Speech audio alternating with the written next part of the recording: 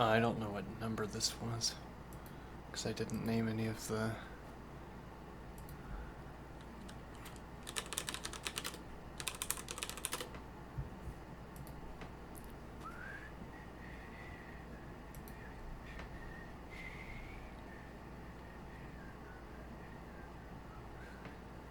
$368.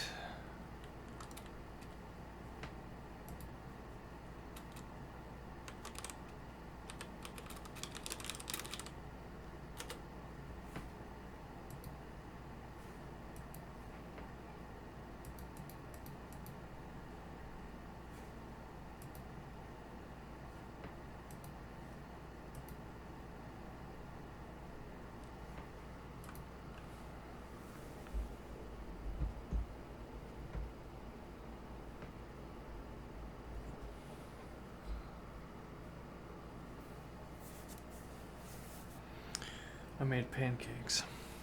Well, no, I made a kind of bread pudding. It was supposed to be pancakes. And actually, in retrospect, pretty good pancakes.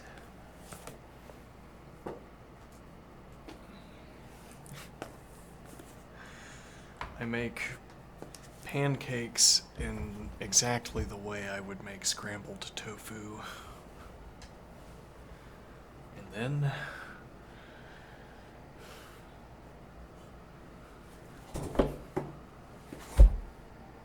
this kind of bread pudding doughy food product.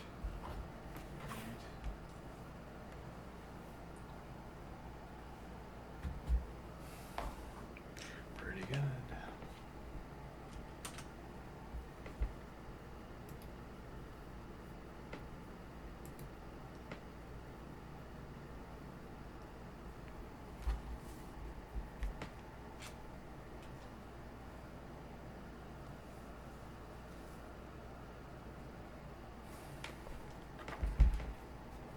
Where were we?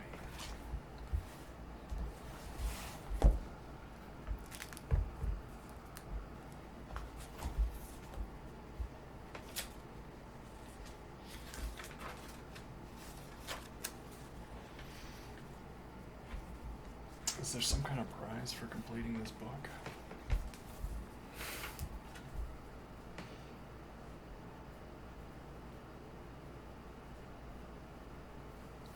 When you use set notation, you'll know it was all worth it.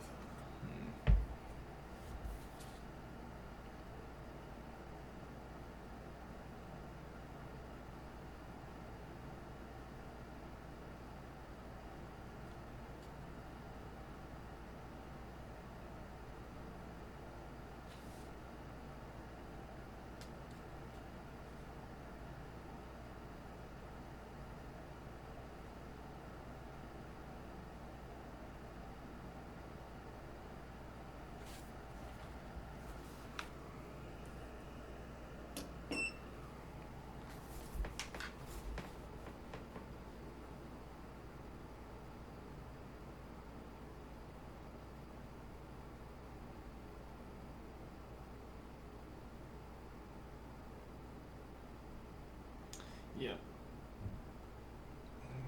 Followed the same routing we did. The exact formulation of Theorem 78 is sensitive to the form of axiomatic set theory being used. If proper classes are admitted and the big intersection of the empty set is equal to the universe, then the theorem is stated unconditionally. The big intersection of A union B is equal to the big intersection of A intersection the big intersection of B. If Zermelo's set theory without individuals is the framework, then the formulation is simply A is not equal to the empty set and B is not equal to the empty set. Zermelo's set theory with individuals requires the reformulation given in the theorem.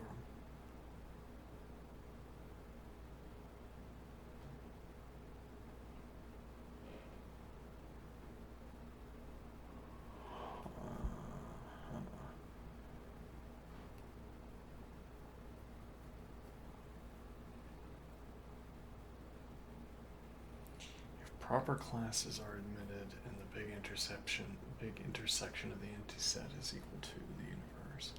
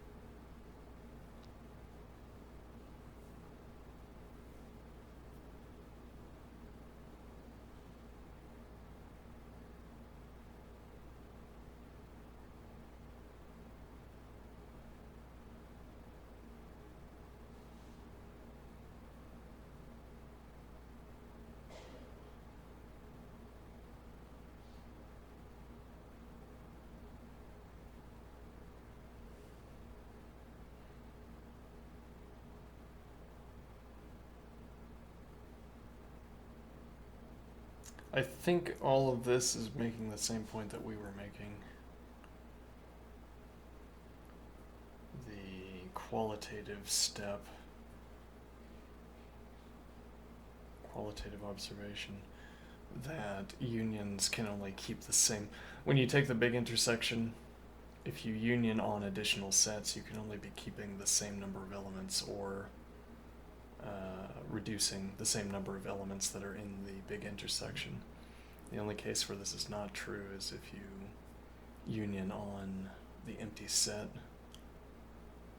Now, if A is the empty set, then the big intersection of A is the empty set. Big intersection of B would produce the empty set.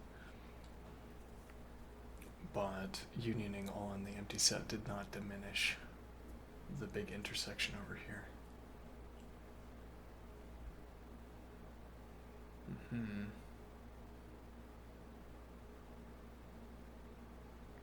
Though if A was equal to the set containing the empty set, well, then there would exist a set such that that set is an element of A.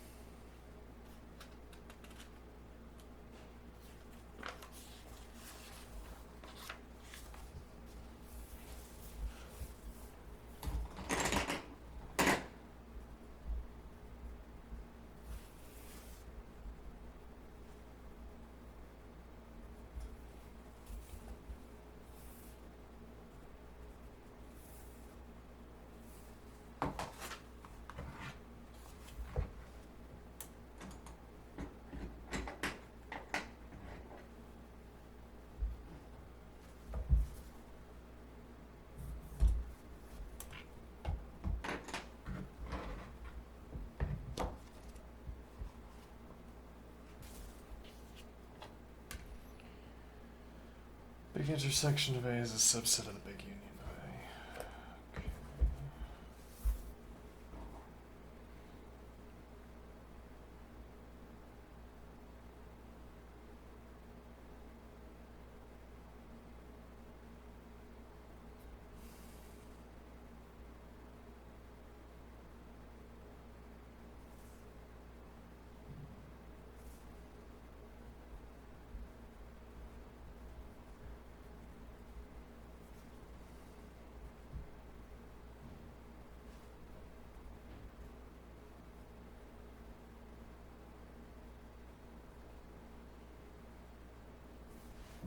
I keep using C actually. For all C. Okay.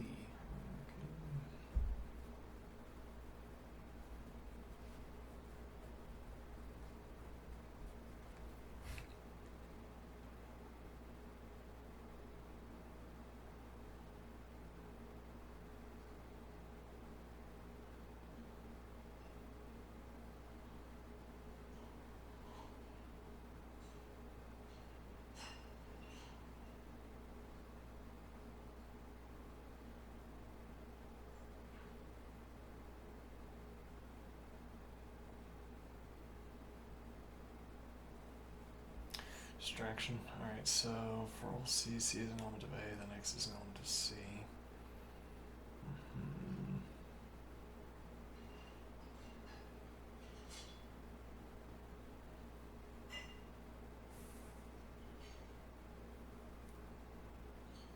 I'm struggling to remember the big union. It would be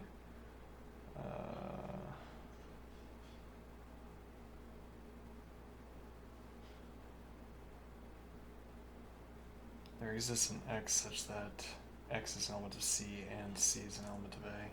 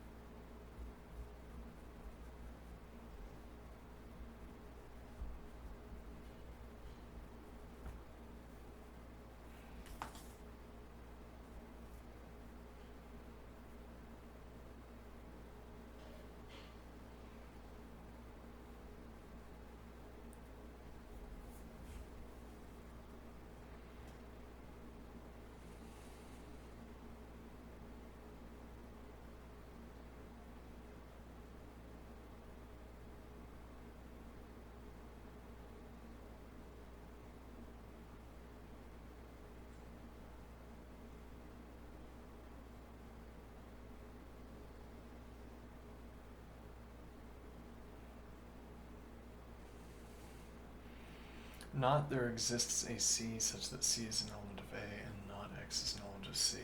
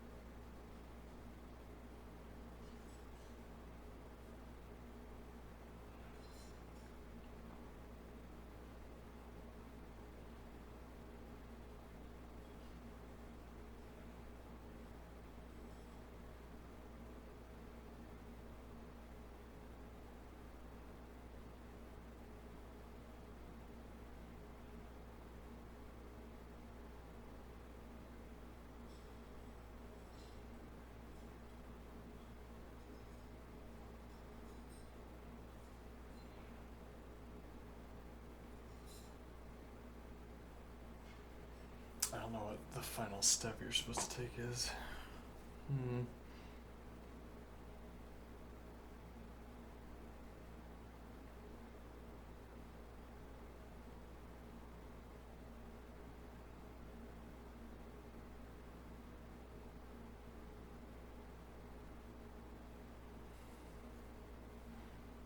I should probably zoom in a little bit.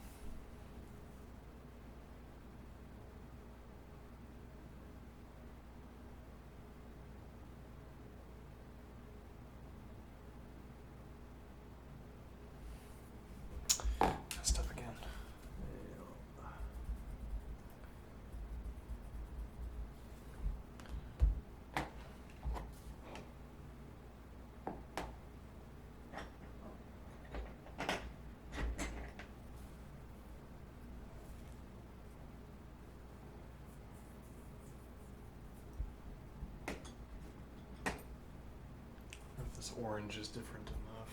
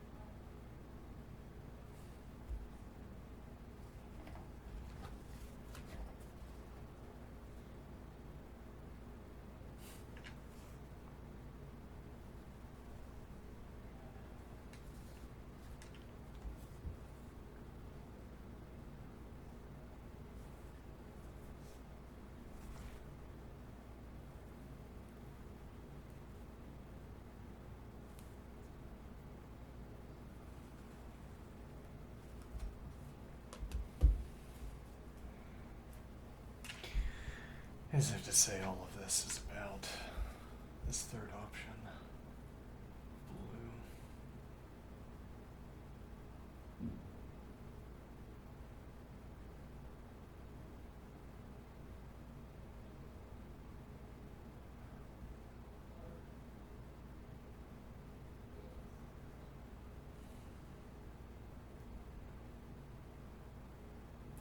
I mean, this isn't, but yeah, it's like the effect is to remind us that this was a three-part observation. So if we take these two expressions independently, we could read them as saying, for all C, not C is an element of A, so A is equal to the empty set, or at any rate doesn't contain any. Yeah, it could contain at most individuals.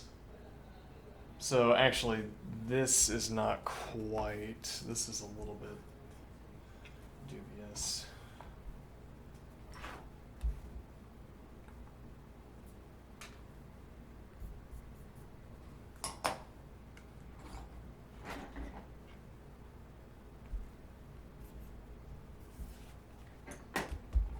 As opposed to the big intersection of A is equal to the empty set.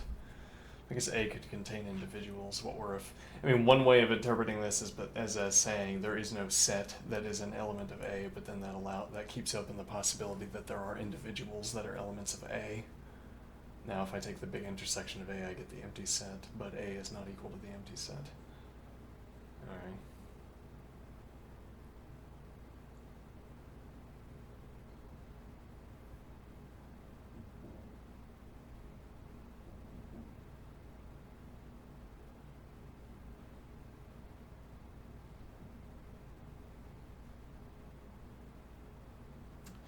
And then we take the second clause and we say there exists an X such that for all C, X is an element of C.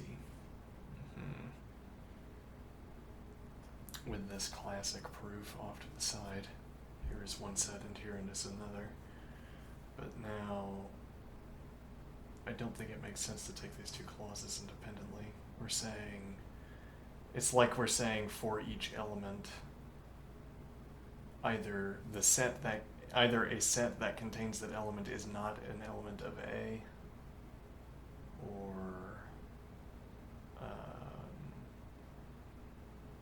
X, for every C, X is an element of C.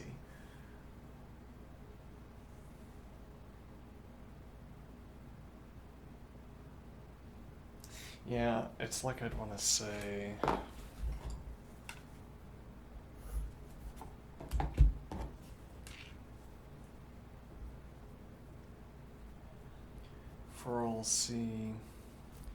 for all C such that,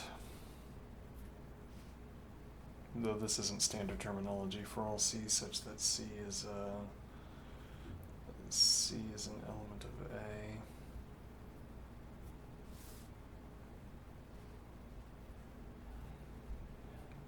not C is an element of A.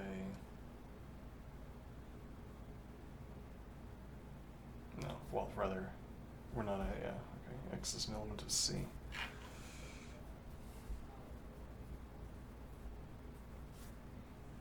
For all C such as C is an element of A, X is an element of C. That flows off the tongue, but that also is non-standard notation. We haven't been granted that. So we'll comment that out.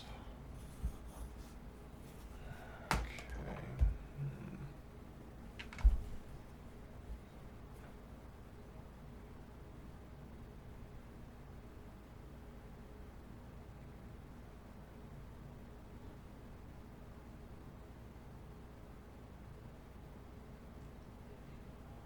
Well, and the point would be for here. It's like we want to say for all X.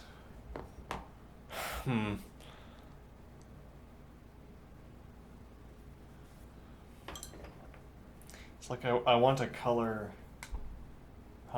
Interesting. Well, we could do that with this. We could try to go meta and have this color serve the function that just struck me. Alright, what is the function that just struck me? This color is going to represent the concept of coloring. Okay, and I'm going to say, let me think, for all X, the underlining of X by color occurs alongside either. No, how do I phrase this? That was not a good effort. No.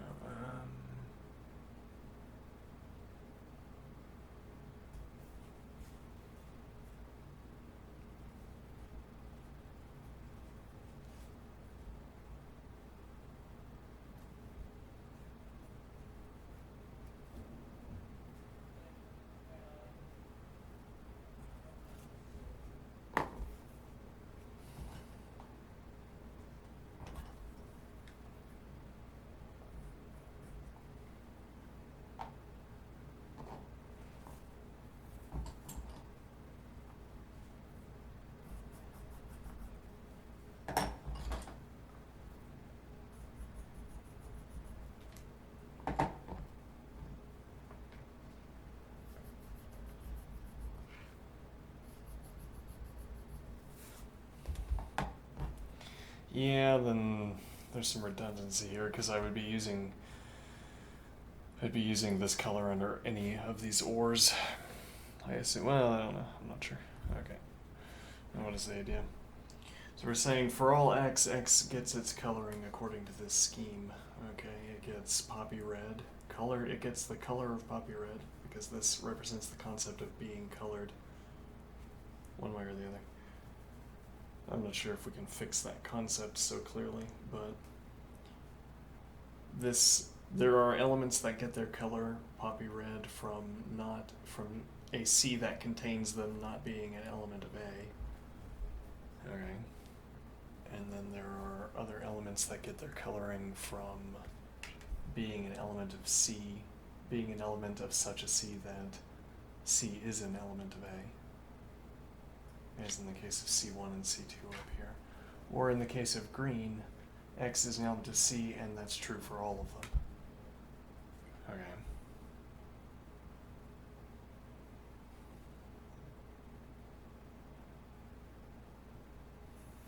Yeah, so seemingly what you'd want to do then is say C1, C2, C3. We'll just do that because we didn't gain anything by adding C4. Alright, now the set containing the set containing the set containing 1, 2, 3, 3, 4, 5. We could also make it a habit of 1. Though we didn't, so that would throw off. Yep.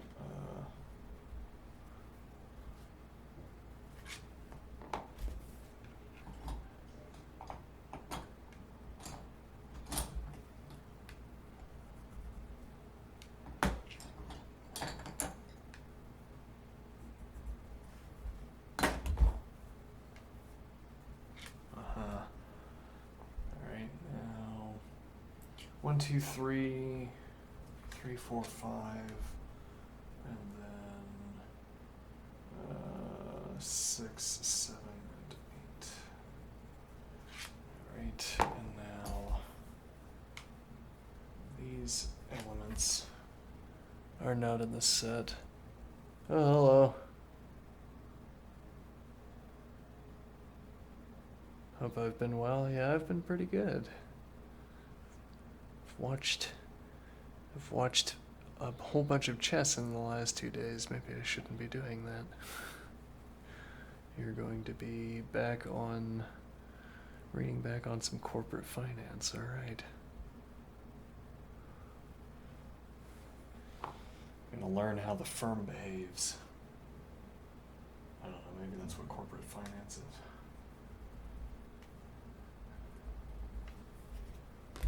Structure and interpretation of corporate firms. I hope you have been well as well. Alright, now,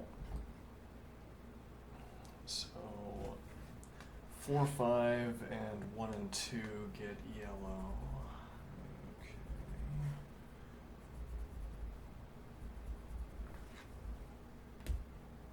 Chess, yeah, the women's chess championship is ongoing. I've been watching the games. Takes up a lot of time though.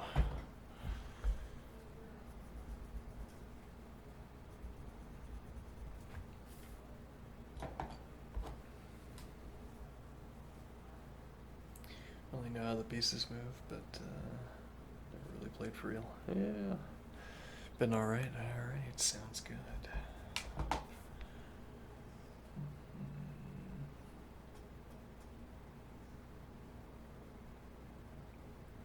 So maybe we want a more well-defined notation here.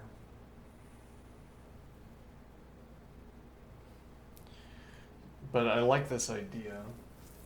Why do I like this idea? So this is more of a commentary color. We use this in a more or less systematic way to indicate that we're talking about color. Okay, so in this case again we're saying for all x, not C is an element of A.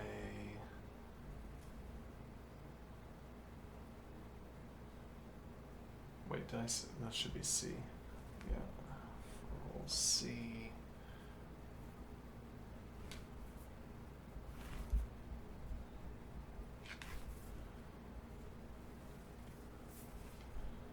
Let's see, not C is an element of A, or for all C, X is an element of C. Okay. And this clever innovation we're having here is this is like a proof, like when we use goldenrod to indicate that we've either used something by definition or we're using a preceding proof, or we use it to mark the completion of a proof. Okay, similarly here we're going to, somewhat similarly, it's indicating something about other,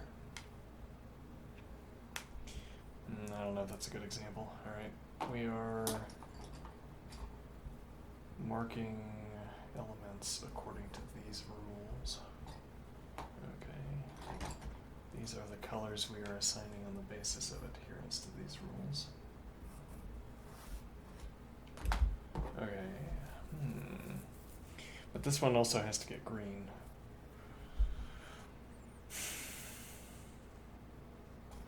Yeah, which means, well, we could do that, yeah. Okay. I like this idea. Okay, now what do we take out of this?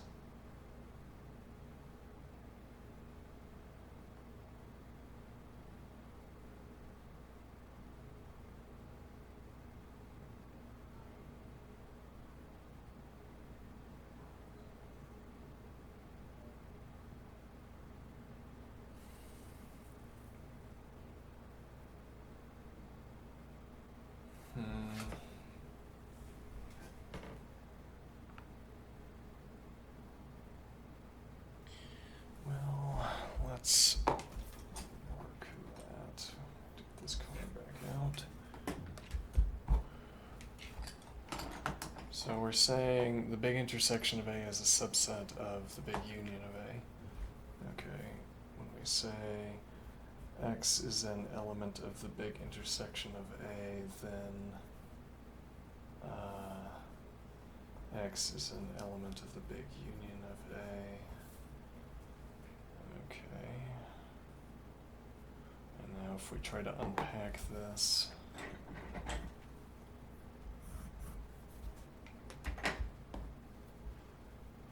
yeah, this is interesting. The percentage of text that I color when I enter into commentary mode. Well, if I don't have a reason to underline something with color, I don't know how to, it's like I don't know how to connect what I've written down to some other point I've been making. Like, I needed to color this line because this is the initial problem statement. Okay. And it's just like, anytime there's an occasion where I have a reason to color, I've reached some kind of judgment about the text that's on the page. Keeps me reaching judgments. Alright, now, for all C, C is an element of A, or X is an, not C is an element of A, or X is an element of C. Okay. Then there exists a C such that C is an element of A and X is an element of C. Okay.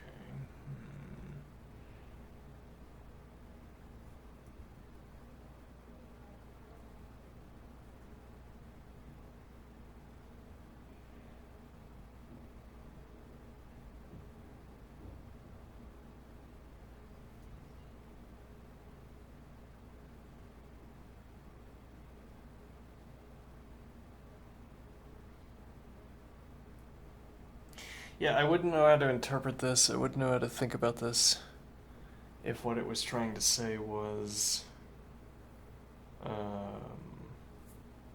that A doesn't contain any sets. Because we would be saying, yeah, the big intersection of A is equal to the empty set, or for all C. Yeah, well, we could step down the biconditional. And actually, this should be crossbarred. Okay.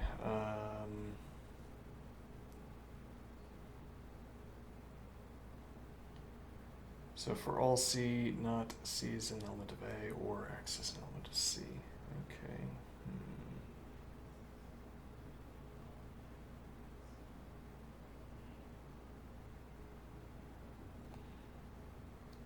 Now, yeah, I mean, if we were saying,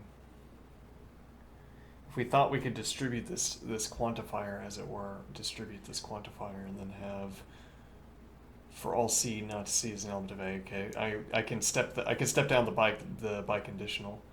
This is currently a conditional statement, but we haven't given up biconditional status from this initial statement of the problem. So we could maintain biconditional status. Well, no, we could drop out of biconditional status and say,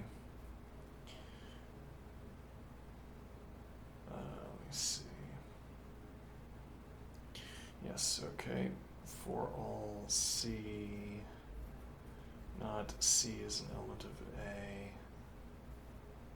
or for all C,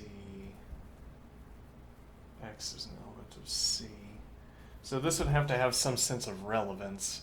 What do I mean? Because it can't be, like, both of these would be false. Both of these would be, well, no, okay, well, this would be false, because this would be saying there's some X such that for all X, X is an element of C. Okay, so this would be a by default false that we could prove from ground. So that can't be what that means, I assume. But then we want to say for all C.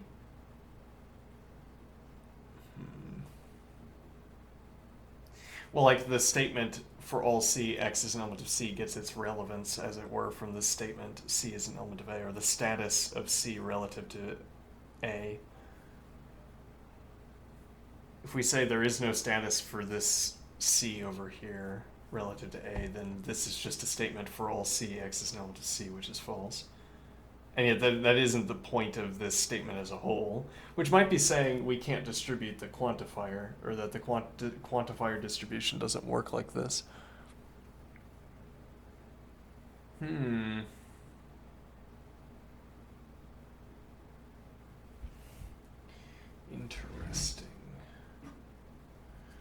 And what would that be telling me?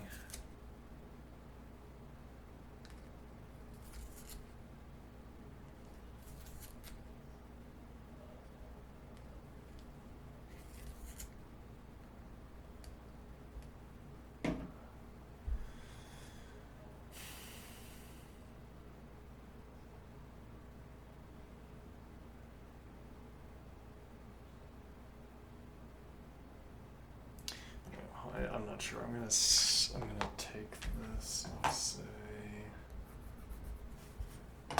then the big intersection of A is equal to the empty set, or for all C, X is an element of C.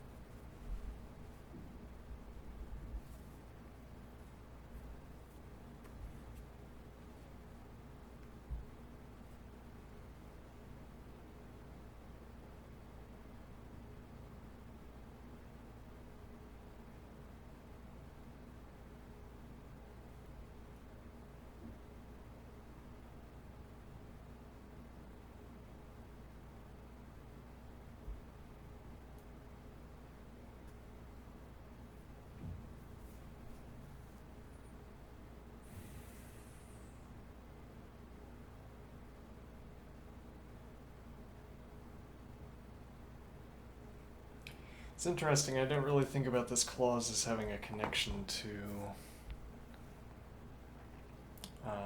the original statement. Or I don't think of the sequence of statements as having any meaning, any bearing on the meaning of the proof. What do I mean? So the sequence of statements is X is an element of A, then for all C, either not C is an element of A or X is an element of C. Okay. And what is the point here? Or I could say X is an element of a big intersection of A, then... Well, the point is that this cross-barred conditional statement, this crossbar conditional connection between all of these statements seems like it doesn't bear any weight.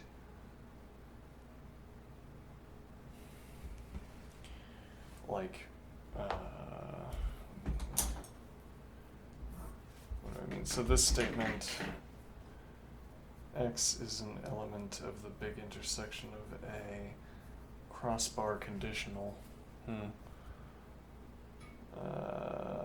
For all C, not C is an element of A, or X is an element of C. Okay. Now what is the idea? This is, you could think of this as being an entire statement. We don't think about this as being an entire statement. Where's red? There you are. We don't think about this as being an entire statement, but we could. And in a way, well,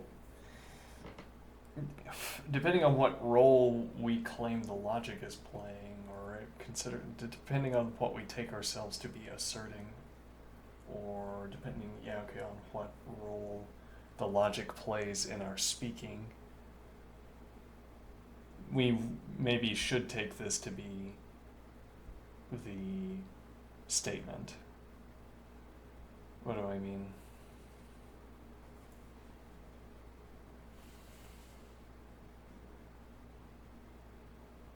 Actually, this would be a biconditional statement, not...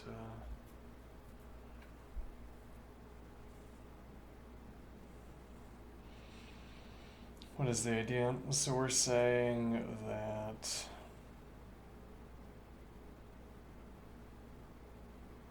if I wanted to, what I'm claiming, as it were, what the theorem is asserting, well, up to this point it's not asserting much. It's saying X is an element of the big intersection of A if and only if for all C, not C is an element of A or X is an element of C. Okay.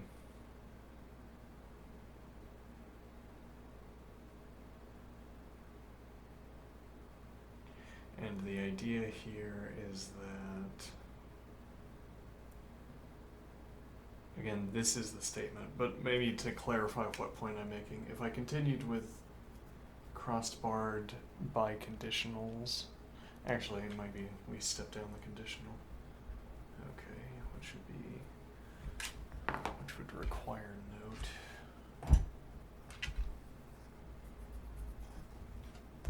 Okay, we step down the conditional and we say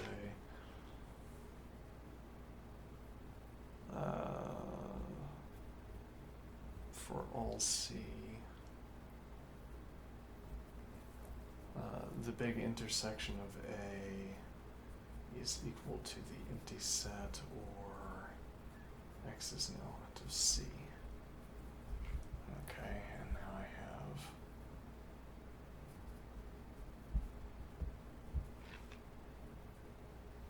have X is an element of the big intersection of A. Okay.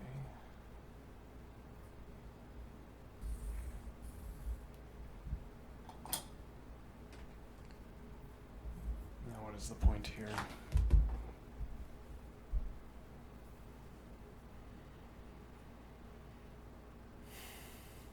Now this could be the statement.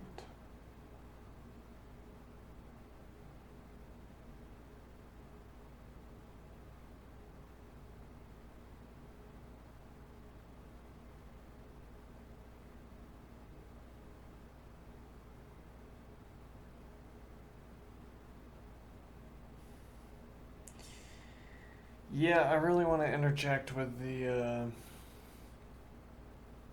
qualification on the for all C. That seems like a handy ability to have. For all C such that C is an element of A, X is an element of C.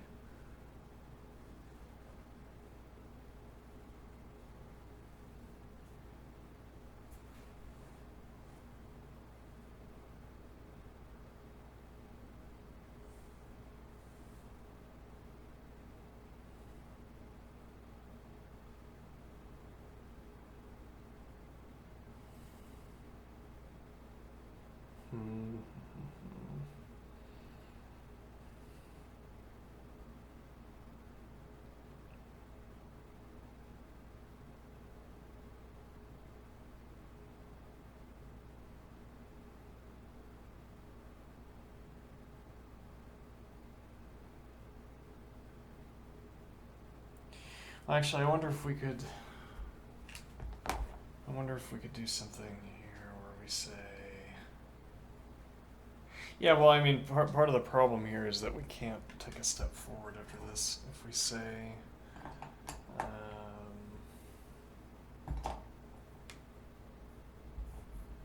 Like if we try to take this as two cases.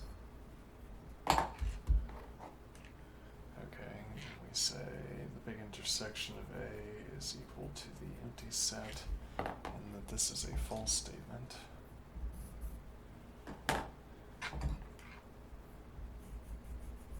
Or the big intersection of A is not equal to the empty set, and that this, well, actually we would keep equals the empty set, and we'd say this is a true statement.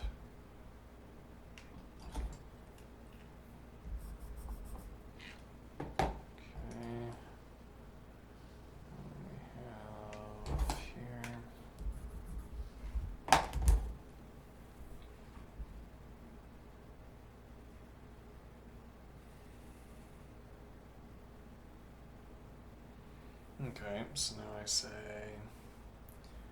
for all C, the big intersection of A is equal to the empty set, or X is an element of C. And well, we can keep stepping down with the biconditional if we don't want to commit to the, we can, with the conditional if we don't want to commit to the biconditional. Whatever that means exactly. So if this is a contradiction, then X is an element of C.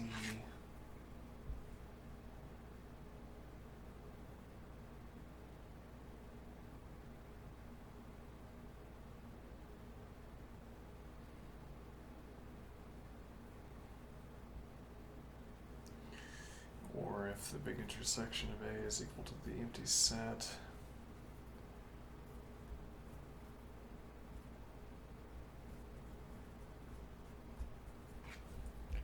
and we say that that is a true statement.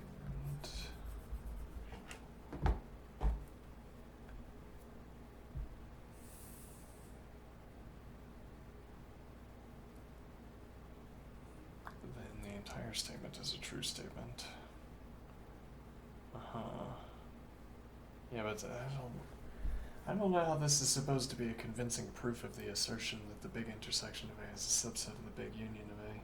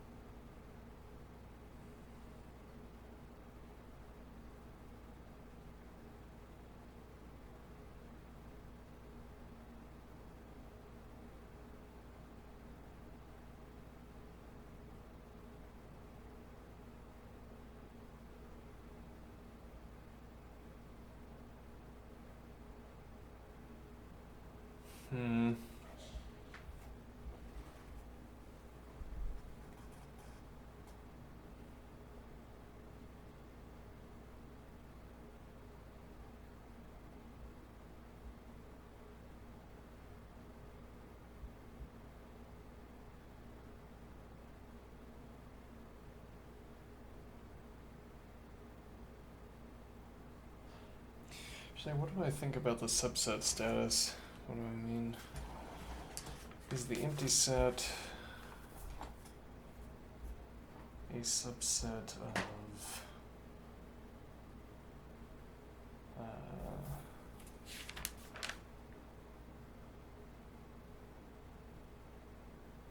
well, for instance, if I say the big union of A.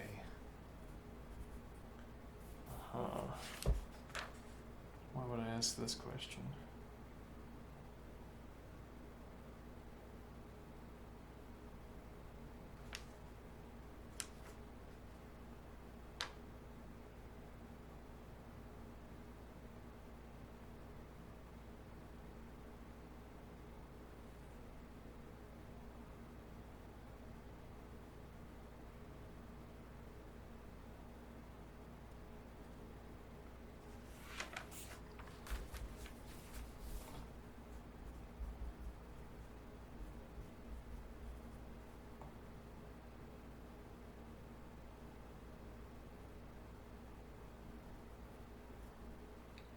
Just say B.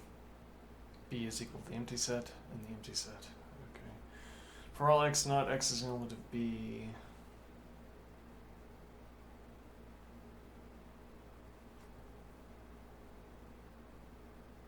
Well, no, I think that would not be the routing. If I say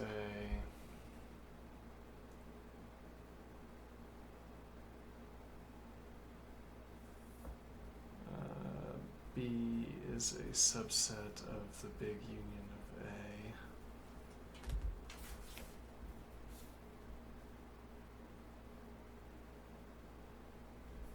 A. X is an element of B and B is equal to the empty set.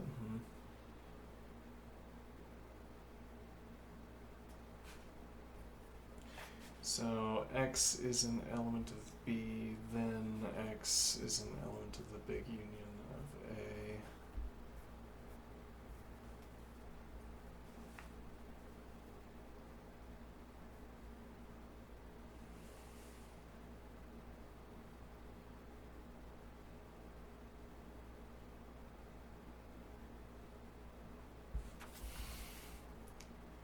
Okay, and for all x not x is an element of B.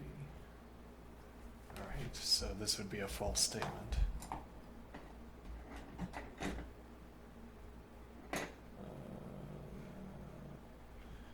This would be a contradiction,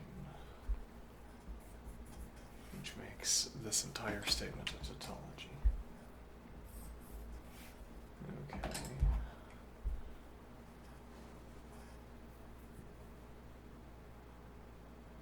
And what does that tell me? That the empty set is a subset of, yes.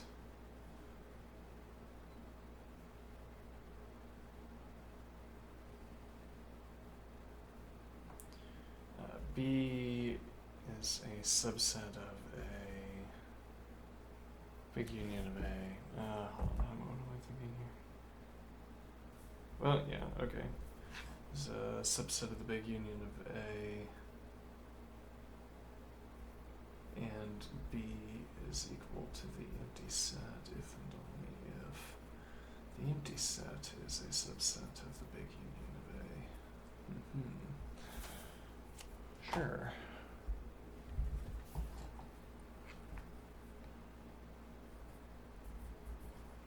Get this lemma coloring, okay. What does that do?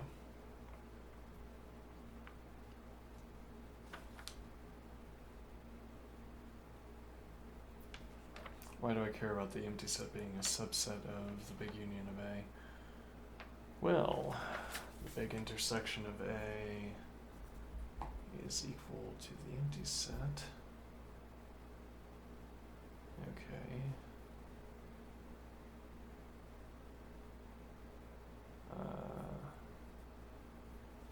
Then I'll just use the conditional.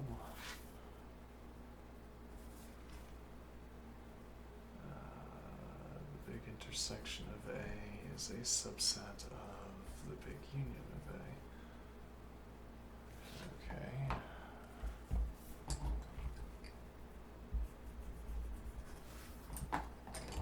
Interesting. The big intersection of A is not equal to the empty set. Okay, if and only if.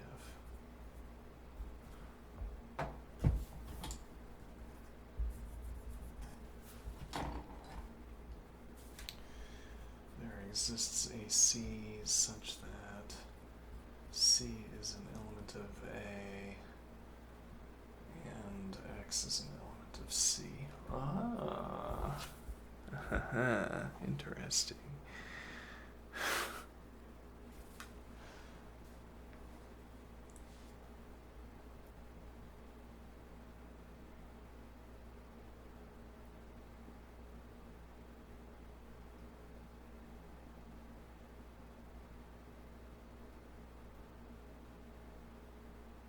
Yeah, if and only if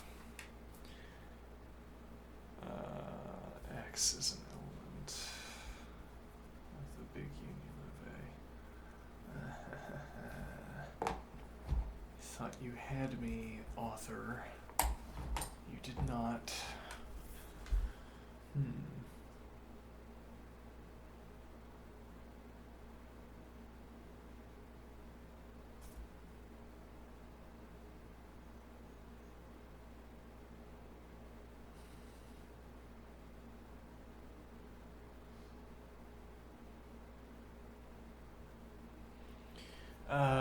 Let's make this point that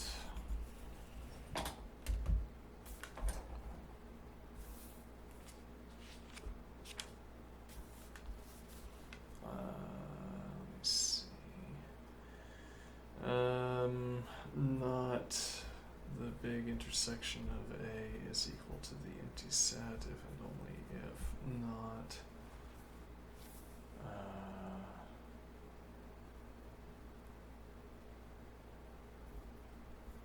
for all C, not there exists a C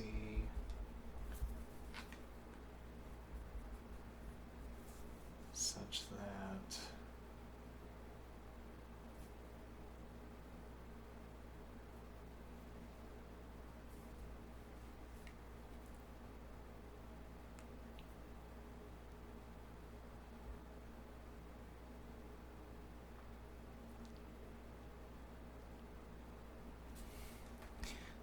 C is an element of A, or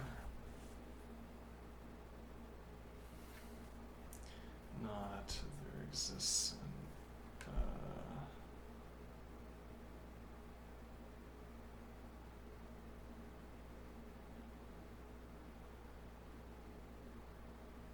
hold on, no.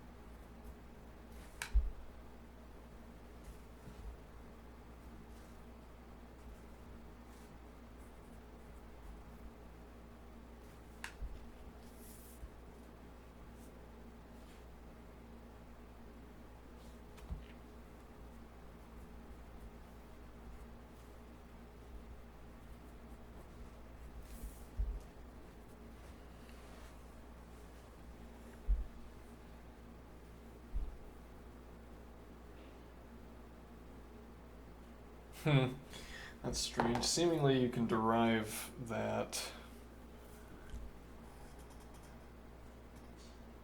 the big x there. Seemingly you can derive that. Well, you can't derive subset status though. What you're deriving is that there exists an x such that x is an element of the big union of A from the fact that the big intersection of A is not equal to the empty set. But that's not what the proof, not what the theorem is asking. Though it's interesting that we can prove that. There's another lemma. Actually, I think what I'll do here is I'm going to look at this. Point towards lemma status.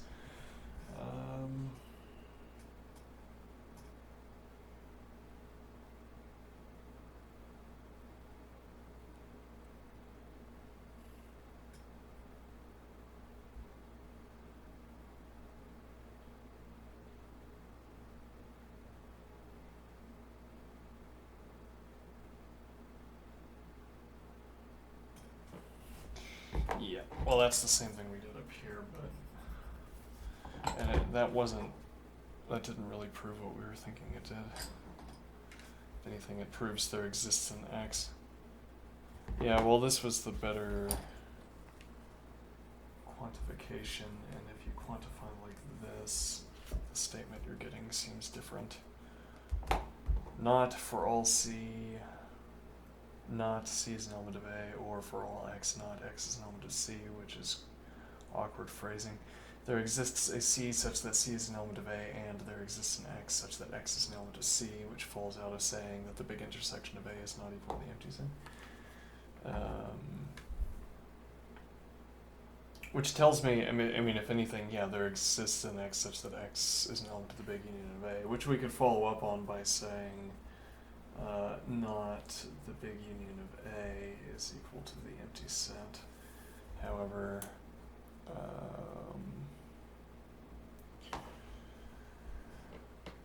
that's not the point of the theorem that we're on.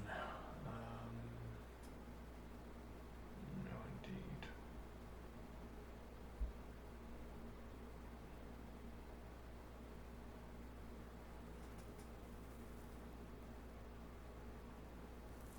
Well, but okay, we get, biconditionally, we get the expression that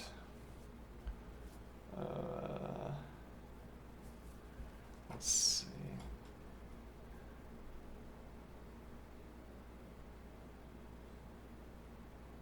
X is an element. Yeah, there exists an x such that x is an element of the big intersection of A. Yeah, but then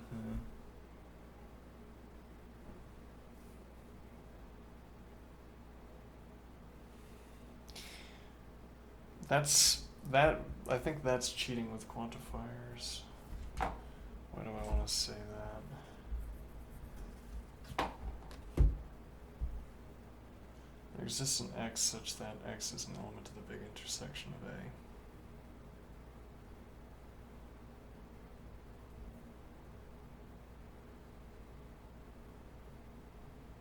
Yeah, well, typically we say if we're making an expression like A is a subset of B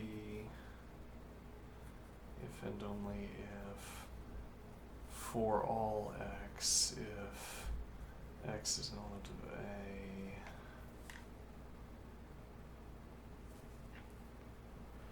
then x is an element of B.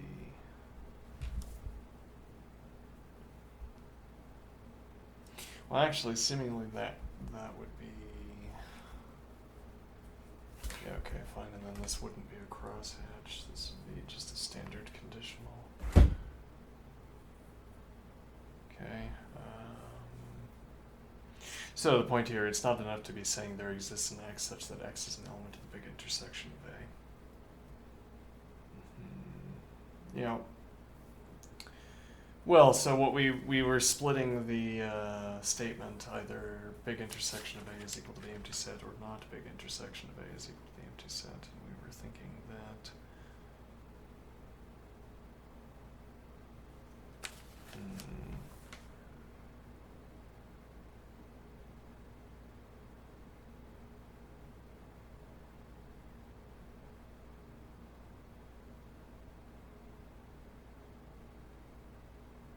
Well, so we could say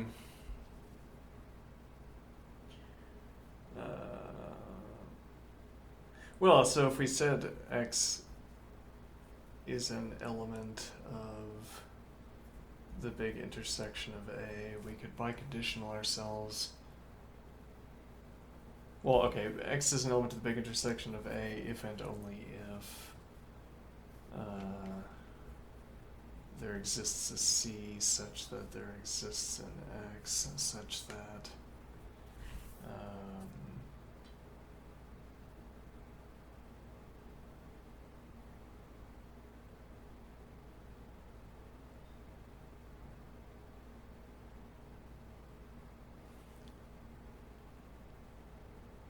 yeah, but this is once again dropping quantifiers with no justification. What do I mean here? This is saying for all X, X is an element of the big intersection of A.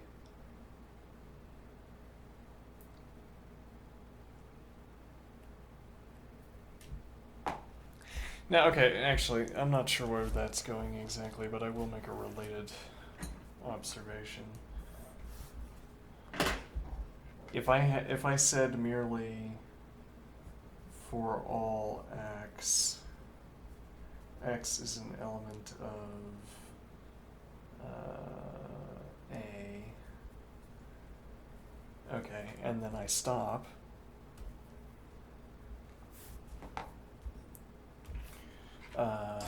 That would not be a complete sentence, as it were. Or if I take this as a complete sentence, is there any way to use this?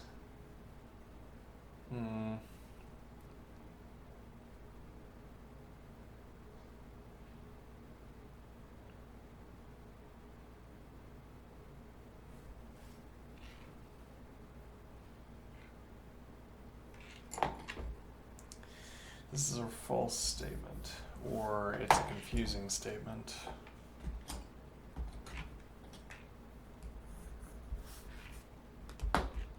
Okay, rather we need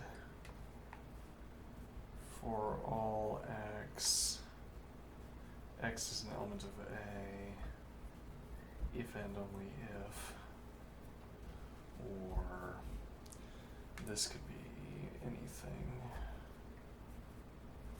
This could be either of these two, but you need some continuation because otherwise you're making the mere assertion that they're for all X, X is an element of A, which doesn't have any meaning in our way of speaking. For all X, X is an element of A if and only if, well, phi of X, for instance. But this is a necessary part of grammar, as it were. You haven't finished your sentence if you don't include that bit of grammar. Now what is the point? So here saying for all X, X is an element of A if and only if there exists an X. Yes, well, okay, yeah. For all X, X is an element of the big intersection of A if and only if there exists a C such that there exists an X such that C is an element of A and X is an element of C.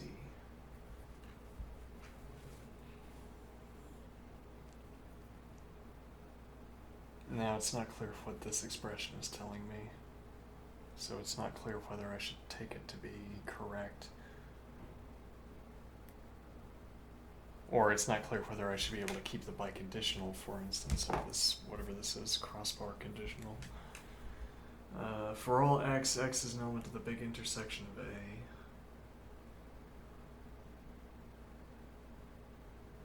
If and only if there exists a C such that there exists an X such that C is an element of A. Certainly the forward conditional makes sense. Well, no, but again, that's not really the point. The point here is about whether this entire statement makes sense.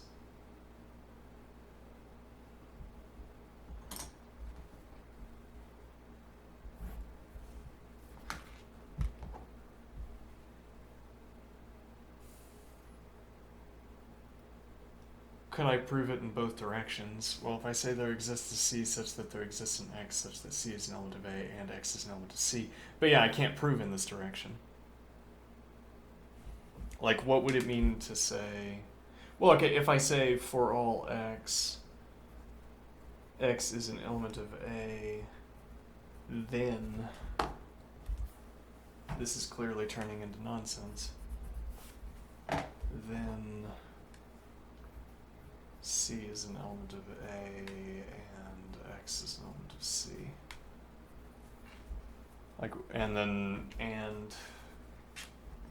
which is now also doing whatever work the crossbar was doing, or participating in that.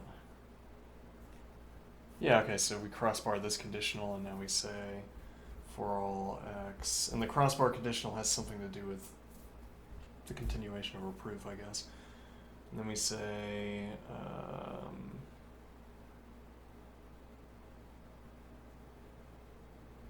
hold on, yeah, we don't want to necessarily drop our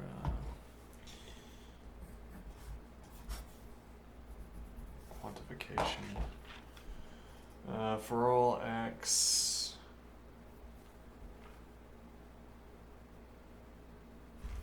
no, here we would do there exists an X and there exists a C, I think.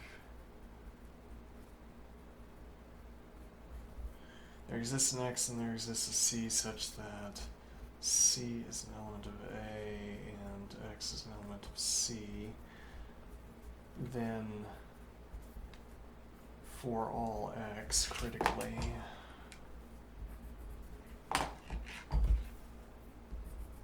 for all X, X is an element of A. Okay, but now this isn't making any sense.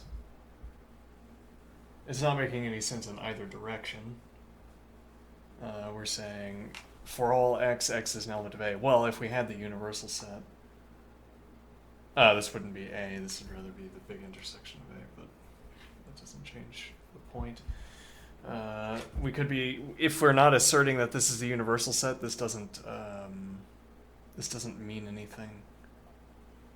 What do I mean by that?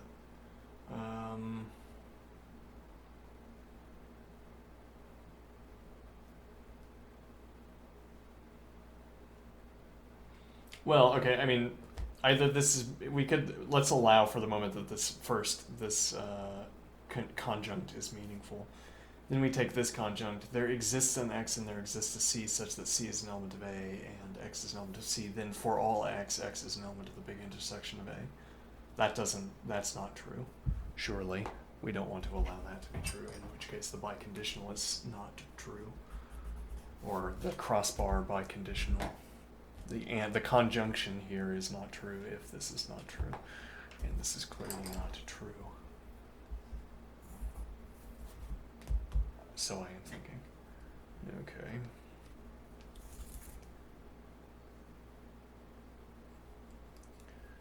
Okay. Then what? Well, then if nothing else, we can't go by biconditionals.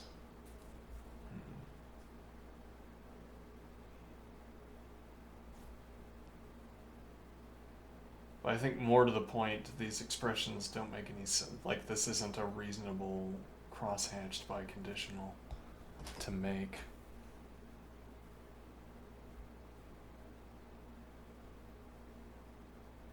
Because the left-hand side is malformed.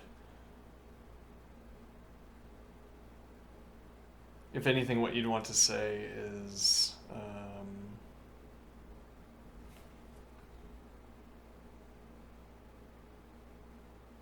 I don't know. I'm not sure. All right. Well, I think that was pretty good practice. Interesting practice engagement.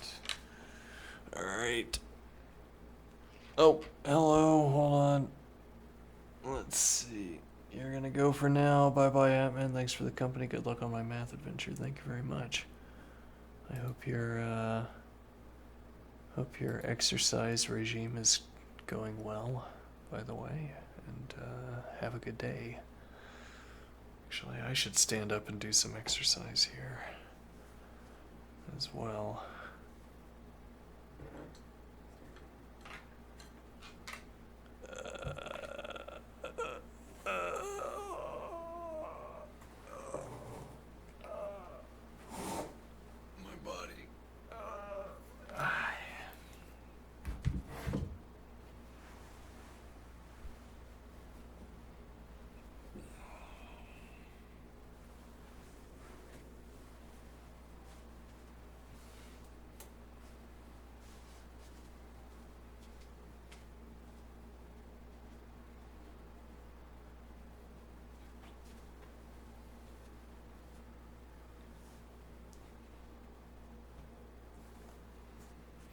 Okay, chat.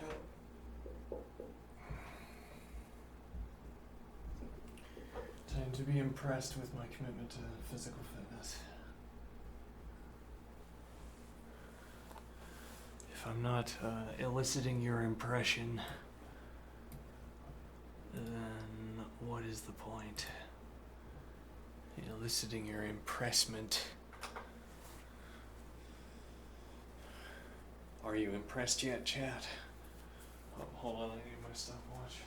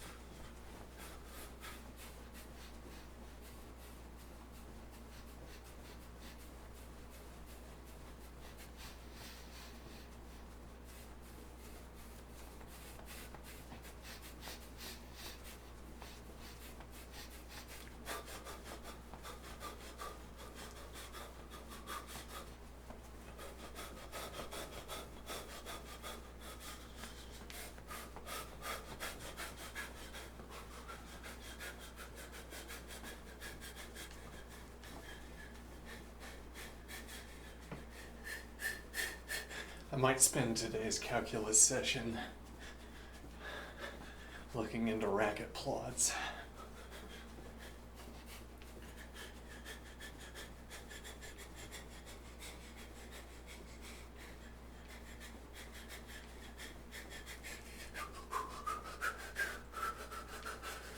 With the point being that we want to scatter, we want to be able to functionally to generate points and then apply those points to plots.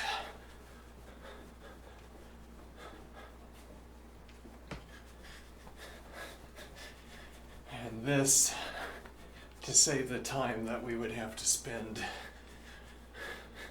inputting specific points.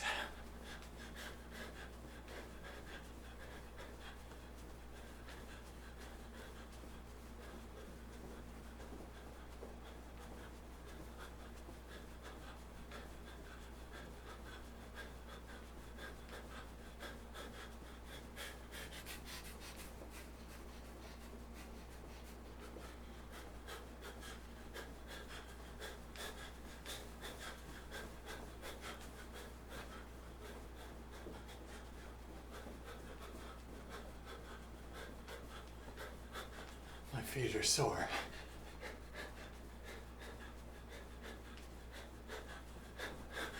Yeah.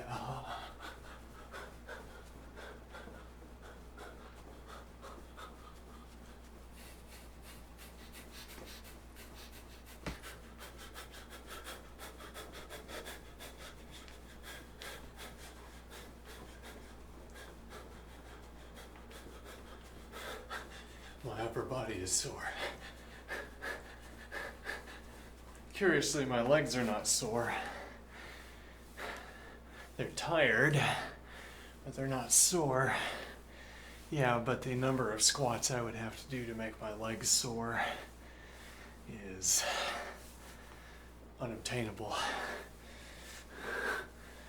Oh, I don't know, 7 minutes of squats is a lot of squats. Yeah.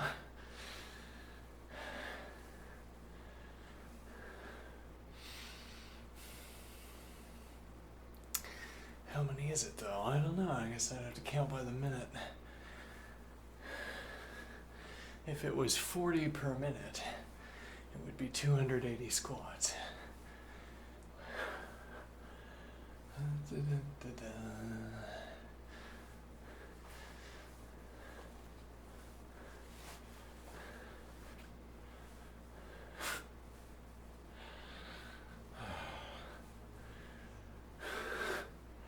Is this the year where I say I'm gonna wear tight pants, tight stretchy pants all the time? I don't know. See, the thing is, I think jeans are just a little bit ridiculous. They're too constrictive. They don't air, they're not airy. They don't let air out. If you sweat in jeans, you are imminently aware of the fact. And if you try to stretch in jeans, you don't. Or you split them. Oh well.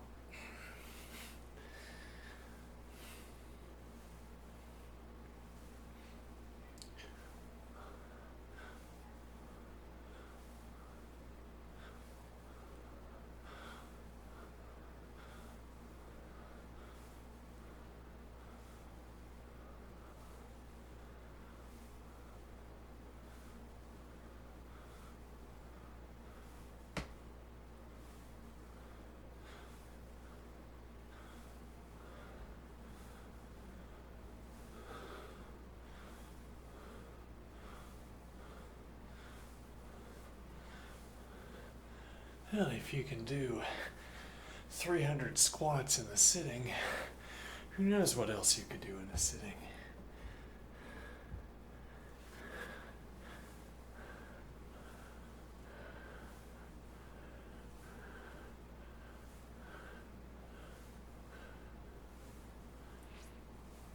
Not that we've done that yet, but you know, just an observation.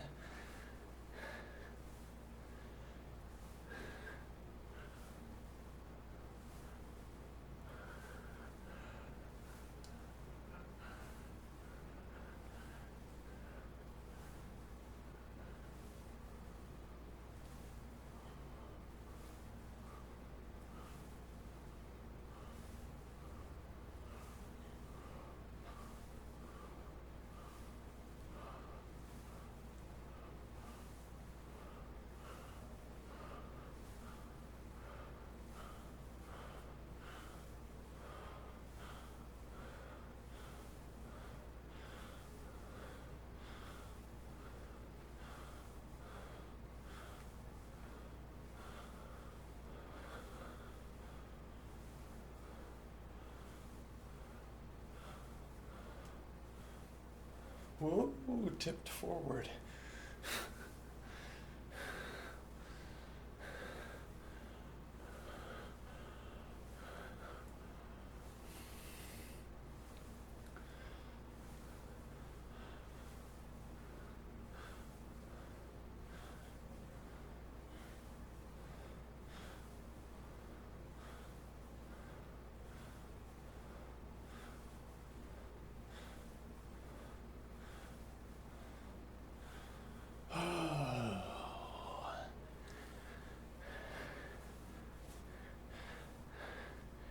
It's not gonna make my legs sore. I would have to make a concerted effort, I suspect.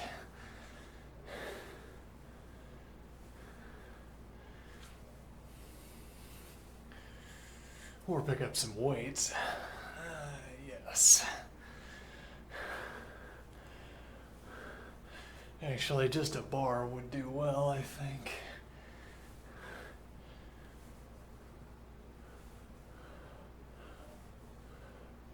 For quite a while. I don't know, am I committed to pushing my squats that hard? I don't know. Well, I mean, actually, kettlebell you could use as squats pretty effectively. Actually, you could do the sort of tossing it up and catching it activity.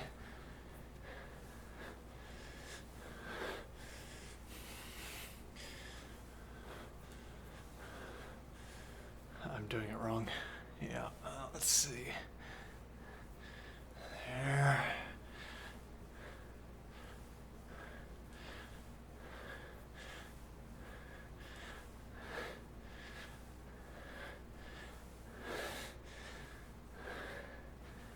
I haven't done minute by minute squats in a while. Oh.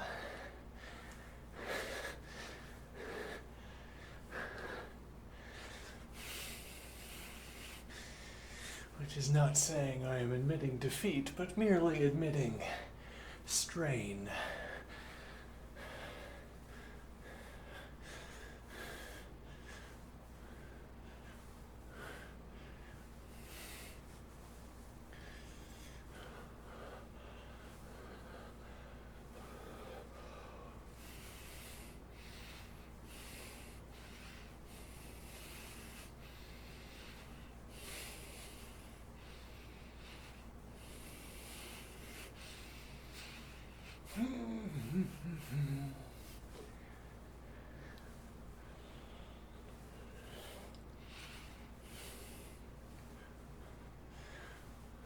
Okay.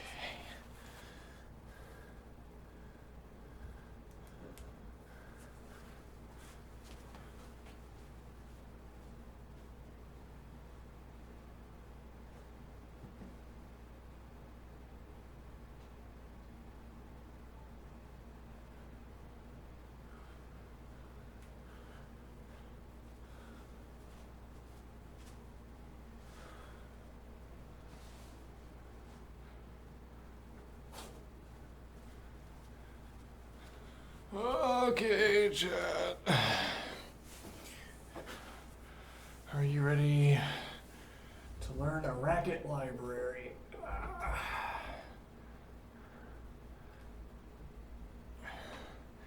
Yes, well, again, the point becomes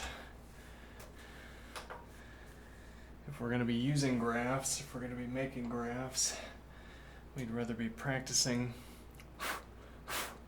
what we're going to be doing in the long run. In the long run, we're going to be using software. Actually, I'm going to pause, step away for a second before I restart. Alright, be right back.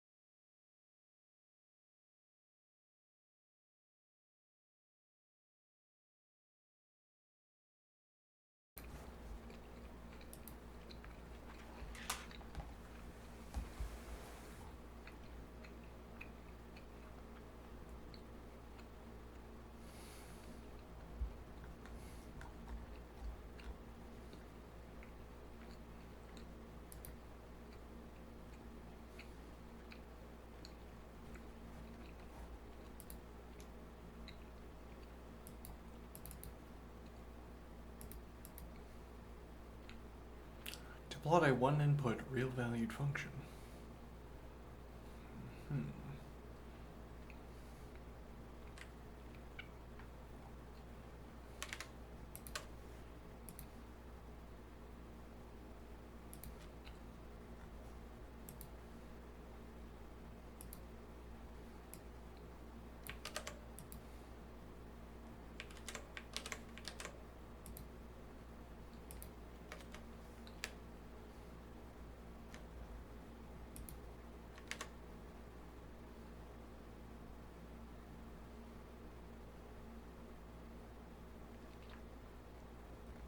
Require plot.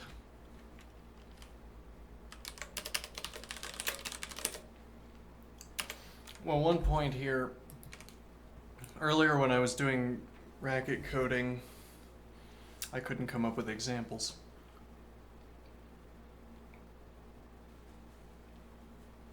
Or even worse, I could come up with examples, but they were too onerous to represent, so I didn't. And then I didn't have my examples, and then I was getting angry that I didn't have my examples.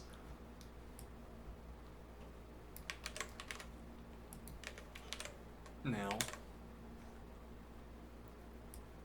I will have examples. Alright. On one of the upcoming occasions where I want to have examples, I will have them.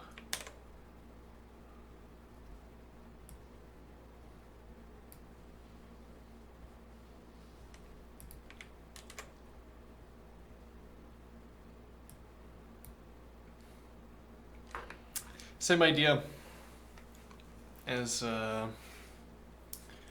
well, you get a LeetCode problem you don't know how to solve.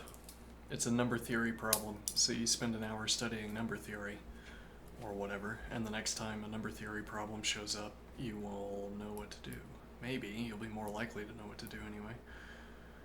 Such a procedure eventually catches cases where you now know something you needed to know.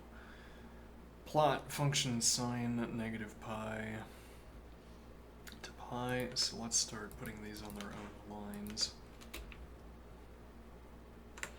It's also going to be arguments of this kind. We see these show up and they're horrible to deal with. The instructions on how to use these kinds of arguments has never been followable. Right, so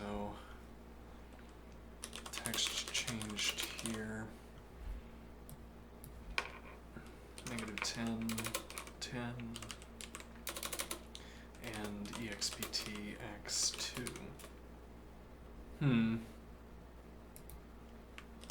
Is that going to work?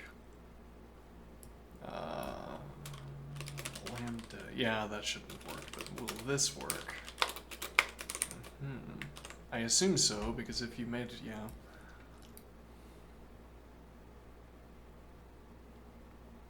Yeah, the question is whether this is like whether there's like a hash function where it reads the function and says, ah yes, the x squared function, let me get my picture of that. Or if it's using the function I provide to create the values. I'm not sure which.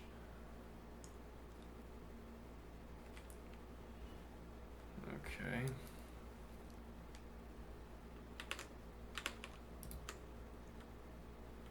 The first argument to function is the function to be plotted, and the label argument becomes the name of the function in the legend.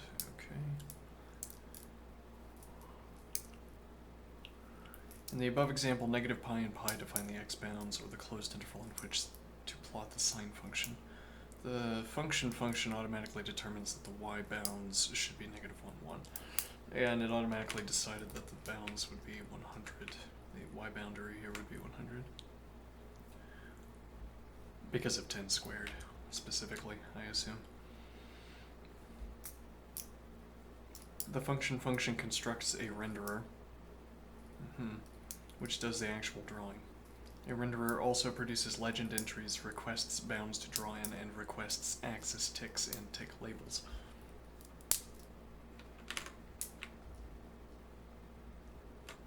With some default values. The plot function collects legend entries, bounds, and ticks. It then sets up a plot area with large enough bounds to contain the renderers, draws the axes and ticks, invokes the renderers drawing procedures, and then draws the legend. To plot 2-input real-valued function as a surface, try something like...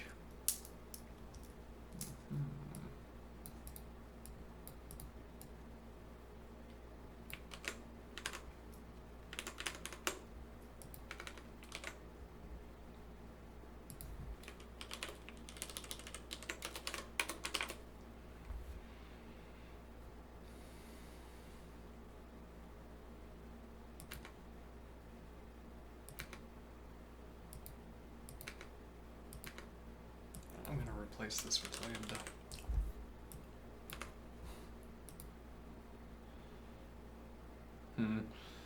Okay.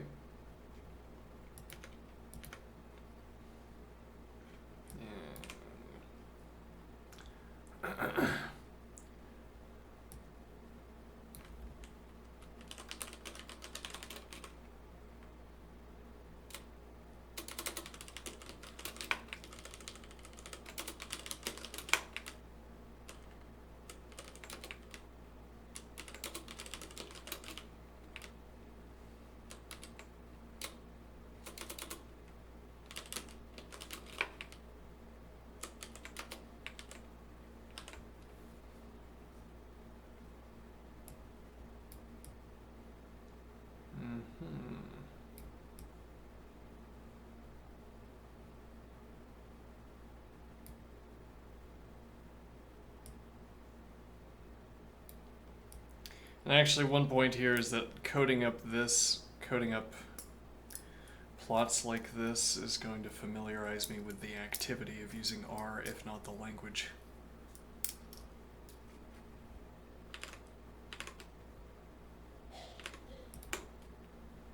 Maybe.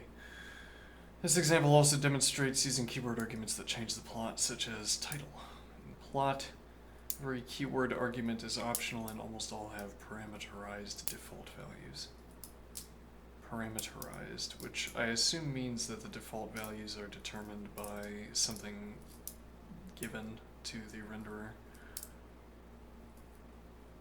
Like specified default values, specified according to the values or according to the function that you give, or the bounds that you give. In the case of plot 3D's title, the corresponding parameter is plot title. As keyword arguments are usually shortcuts for parameterizing plots or renderers. Interesting. Keyword arguments are usually shortcuts for parameterizing plots or renderers. So choosing a parameterized plot. Maybe. So because you're using hashtag title, creating this optional argument, and that's taking the place of using the parameter plot title, of setting the parameter plot title. When parameterizing more than one plot, it is often easier to set parameters globally, as in plot title untitled and plot 3D angle 45.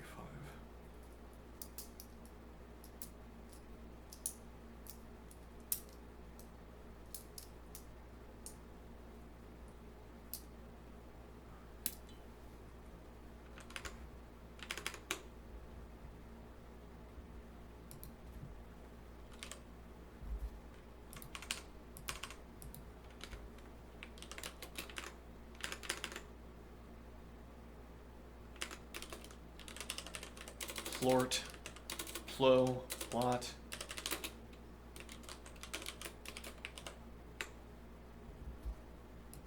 Interesting. So this sets a global value here. I did plot title ABC and it changed the titles for both of these. Then strange that you would recommend that.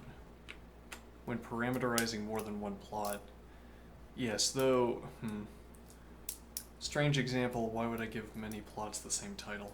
Yeah, I mean, if I'm graphing the same phenomenon from different angles or something. Alright, parameterize.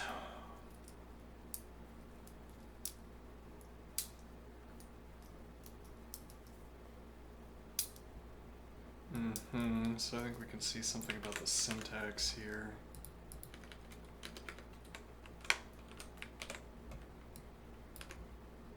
What do I mean?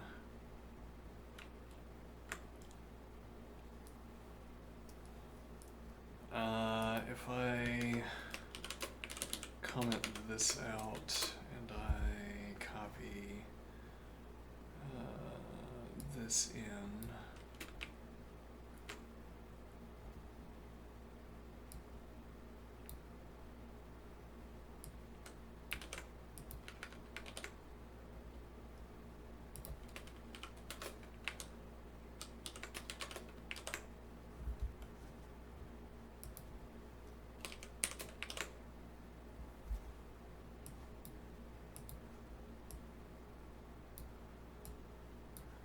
yeah.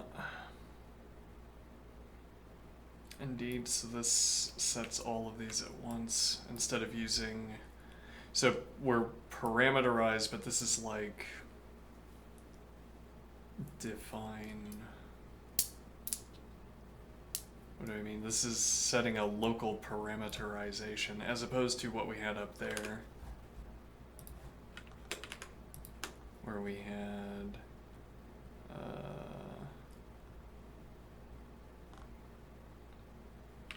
we did plot title and it changed the plot of the two, changed the title of the two plots. Now, if I do this below, for instance,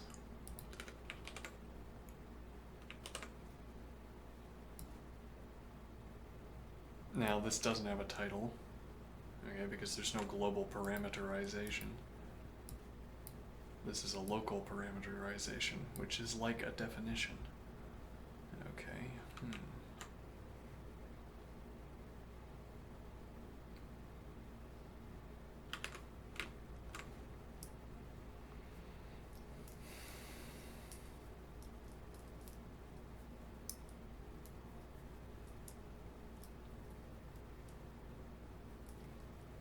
This example also demonstrates contour intervals 3D, which colors the surface between contour lines or lines of constant height.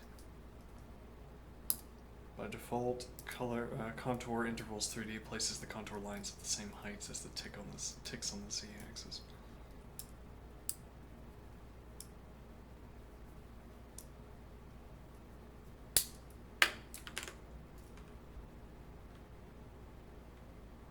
Yeah, we don't have a way of specifying the ticks on the z-axis yet.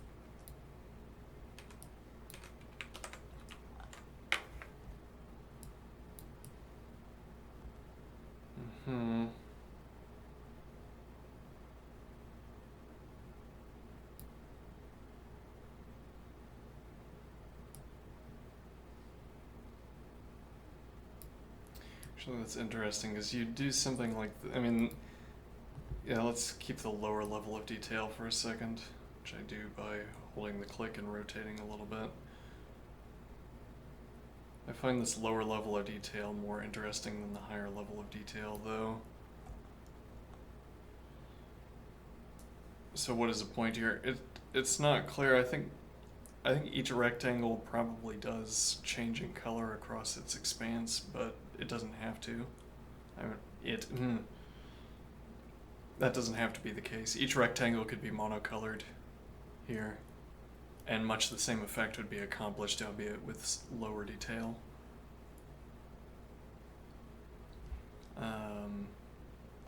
So when you go at an off angle, what this, I don't want to say illusion, it's a rule bound placement of color.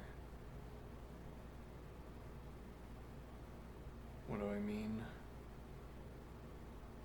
A rule bound placement of color. This might be the most interesting thing I've looked at all day.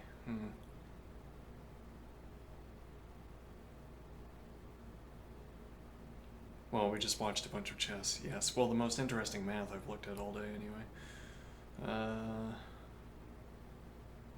What do I mean?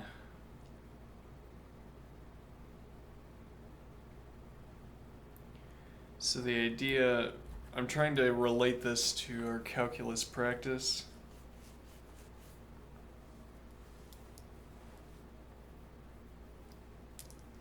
I'm trying to say that we could follow a rule set in generating this. Like if I said, I have a sort of sheet, or whatever we want to call this, topological, I don't know what you'd call this. All right, so we're going to divide it up into rectangles, and then the y value is outside of some region, like there's a ring of this y value, all right? And now it's like we're interpolating through rectangles. So we know when the y value is above a certain value down to the rectangle, and we're interpolating rectangles as a mode of representation, I guess. Otherwise, we would just have the whole rectangle. If the y value was above a given value within a rectangle, we would light it up. Well, like this, because as you can see, there's no curvature here. We're down to... Yeah, but there are subrectangles here. Like here, where the mouse is located, there are subrectangles. Well, what point am I trying to get at? So we're interpolating across rectangles where suppose all we know is that there is a point with a y value above a critical value, all right? And then if we zoom out, every point on this surface has a y value below. But no, that doesn't work because this already represents the contour. What do I mean? Oh, no, never mind. That makes good sense. Yeah, so we're saying if the sheet has a position, in this case below a certain value, not above, then we color it differently. Well, we give a boundary. Well, we color it differently, and then coloring it differently within a region produces the boundary at the boundary, as it were. Alright, and now the point is that, well, you could color this as if paint by numbers by running some analysis on this sort of sheet. You could come up with the idea of having all y values below some critical value, and when you identify those values on the sheet, it forms a shape like this. And then you could form rectangles within that area, and you could choose their coloration on the basis of y value. So this would be a different way of representing the information that you're getting out of a function. Yeah, in this sort of grid of rectangles.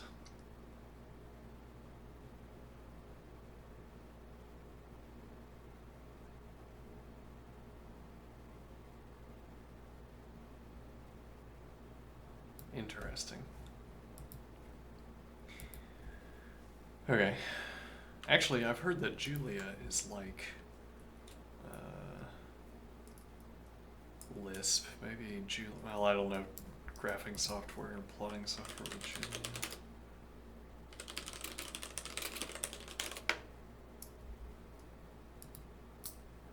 And it would be more efficient, I'm guessing.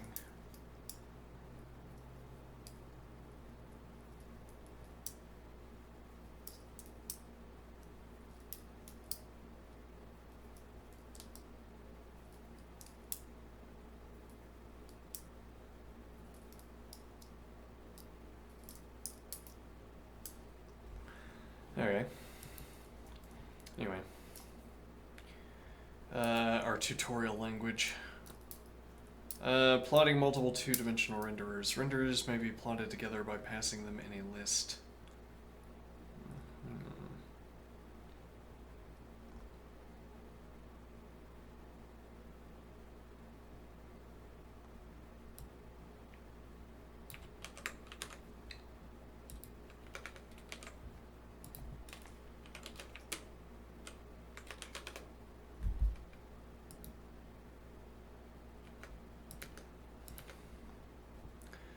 Interesting.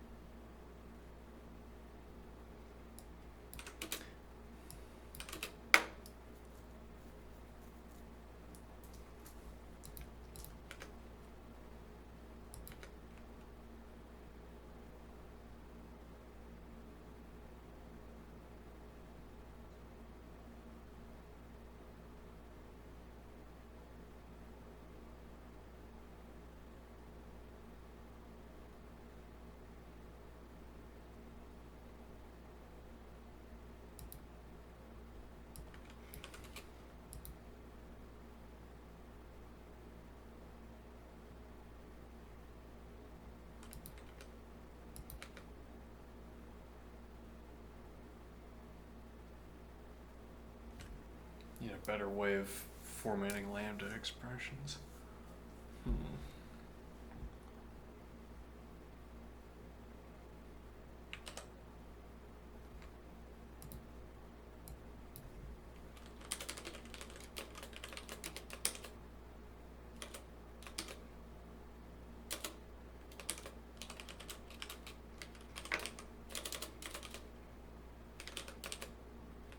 Oh, that works.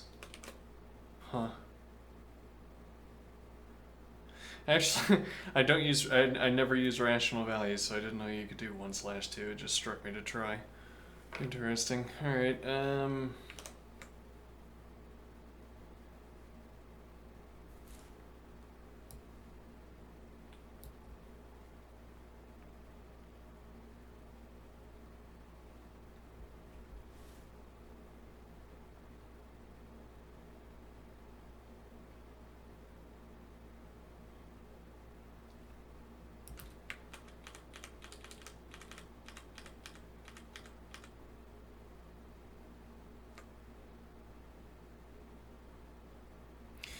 inverse. So inverse is a different way of specifying, a different way of calling function, seemingly.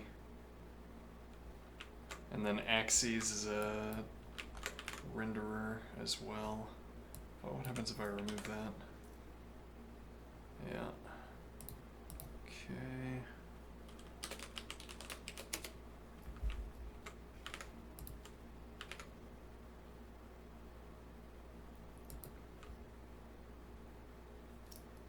Here, inverse plots the inverse of a function. Both function and inverse plot the reflection line.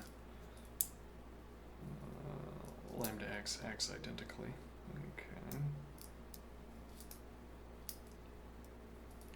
Notice the numbered colors.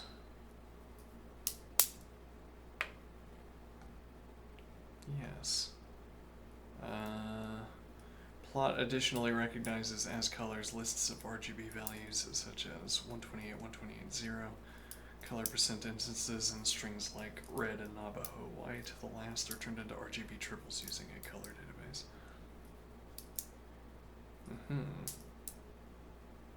Numbered colors when you just need different colors. Good contrast, but don't particularly care what they are. This looks like the same as the Emacs color list, named color list, without the multiples.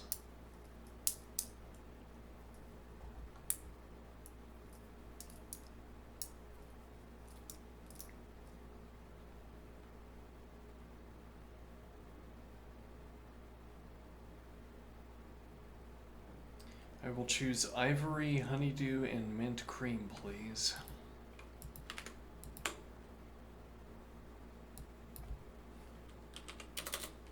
I need to make that a probably?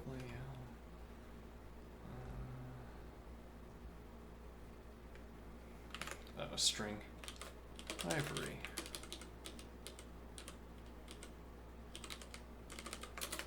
Honeydew.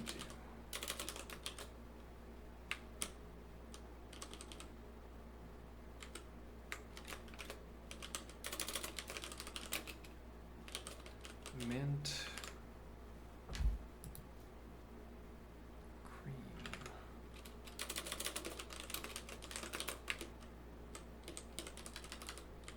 Are these all capital S?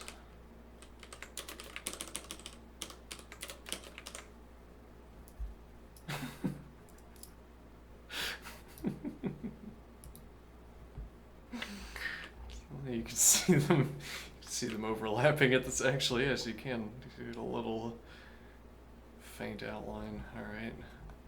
So I guess I could probably parameterize the background. Ooh, parameterizing the background color. Now that's going to be the real trick.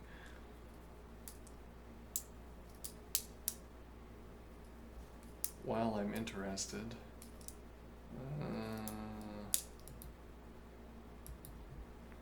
Plot background color.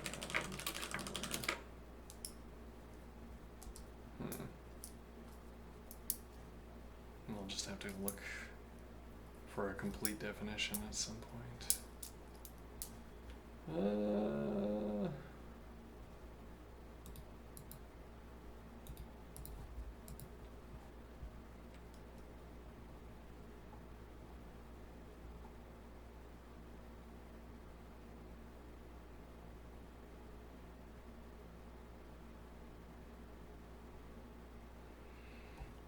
Samples, interesting.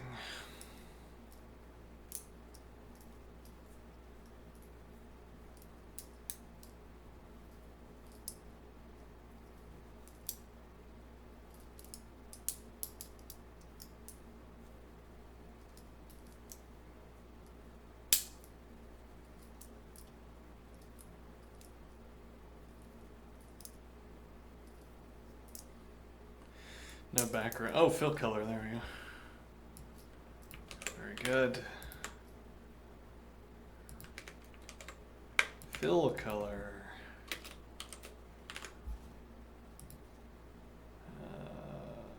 Dark slate gray.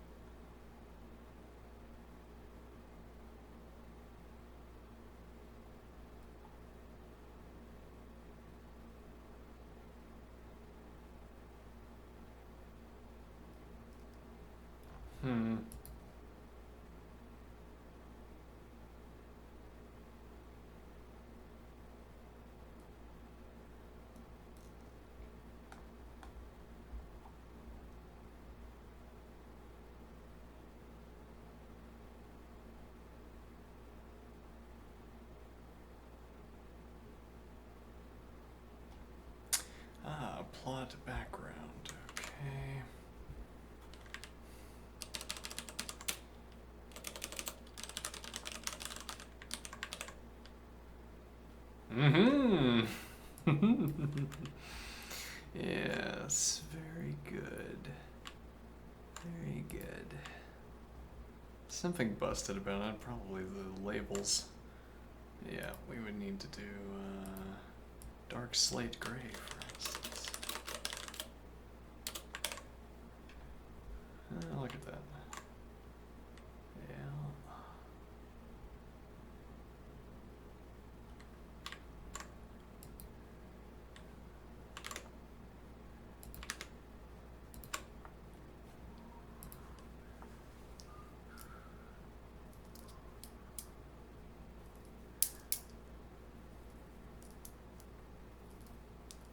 The axes function returns a list of 2 renderers, 1 for each axis. This list is passed in a list2plot, meaning that plot accepts lists of renderers. In general, both plot and plot3D accept a tree of renderers. Renderers generate legend entries. Why would you have a tree of renderers? Identifies values.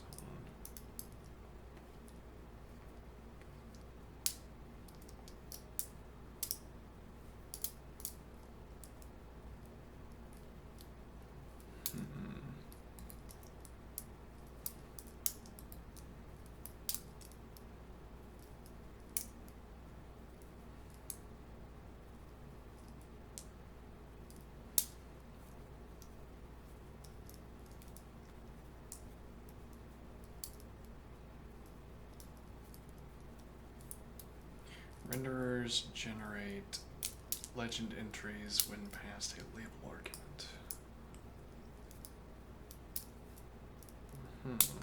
I assume you can only have one. Let's see. Label. Label 1. Label. Yeah, why would you do that? Yeah, Yep. Duplicate keyword. Okay.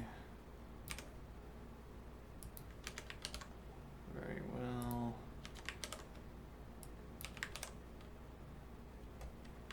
Label 1, label 2, label 3, there they are. Indeed.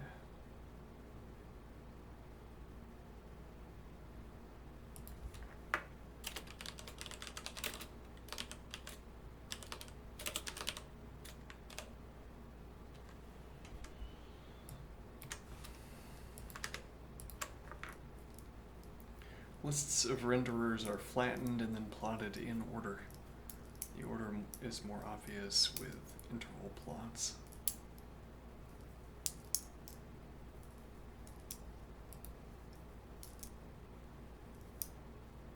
Dodger blue.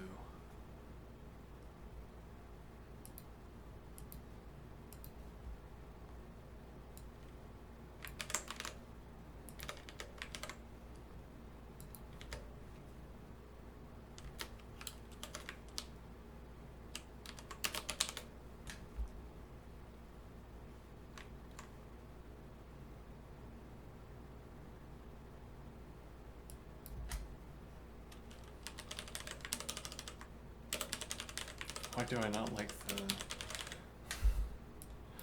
I don't know.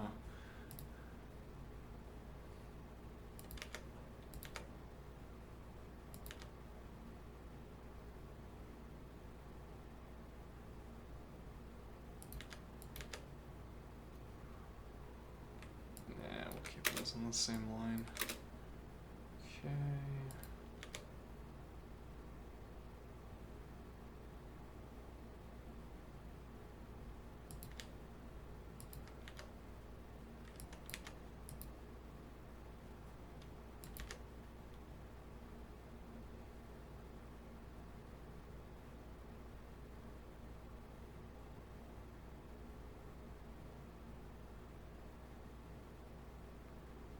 Function interval.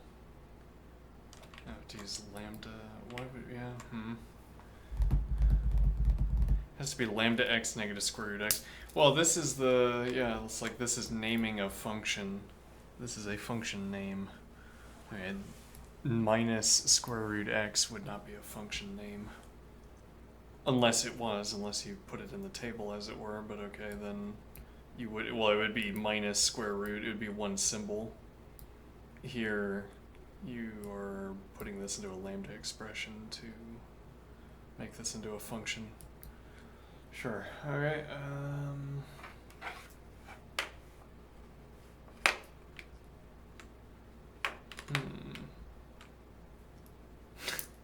So this makes me realize that the trigonometric functions work with prefix notation.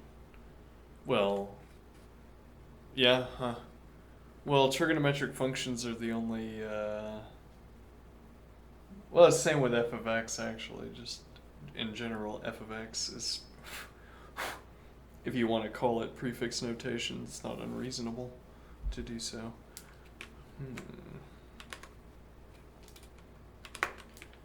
Right, so let's look at our color database. Let's go with Dodger Blue.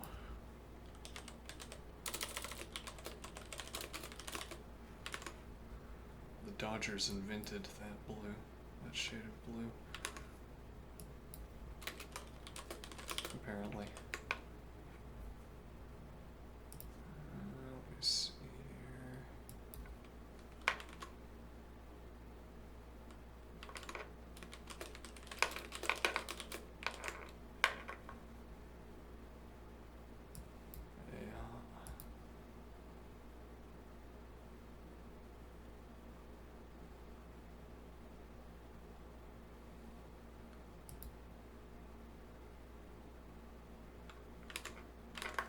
What is that? So function interval, we're coloring between these two functions, and then we're coloring between these two functions. Is that the case though? Yeah, sin x minus sin x3 plus sin x3. Which actually means that these two curves aren't lined up. That's interesting. If I'm understanding this right, we have the upper bound and the lower bound of this region, and they aren't aligned. It just looks like they're aligned. We know that because we have -3 and +3, which would not leave alignment. It would leave something close to alignment. It's like adding pi to one and subtracting pi from the other, except not quite. And then we have this parameterized version. And so if I do line 1 color pink, I assume that's going to be a color. Line 2 color red. Okay. And what happens, so oops. What is just color? Orange, alright, let's see, orange. Yeah, okay. Fair enough.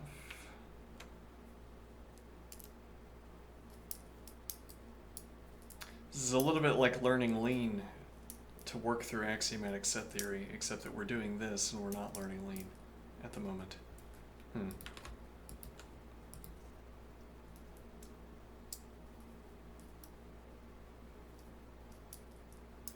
Actually, I mean, if we can find one of these dual-purpose books, if there is a dual-purpose book here, learn some math while I show you how to use lean. We might move forward with the Learn Lean project, maybe not. I'm leaving it on the table.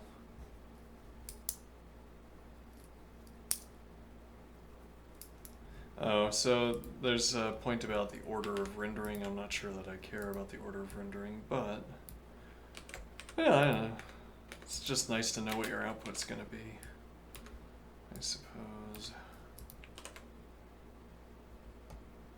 Yeah, okay. Very well. Renderer and plot bounds. In the preceding example, the x-axis bounds are passed to plot using the keyword arguments xmin and xmax. Okay.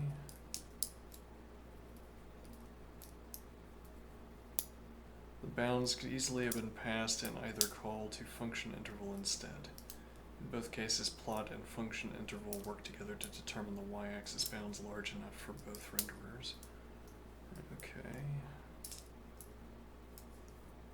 It's not always possible for renderers and plot or plot 3D to determine the bounds.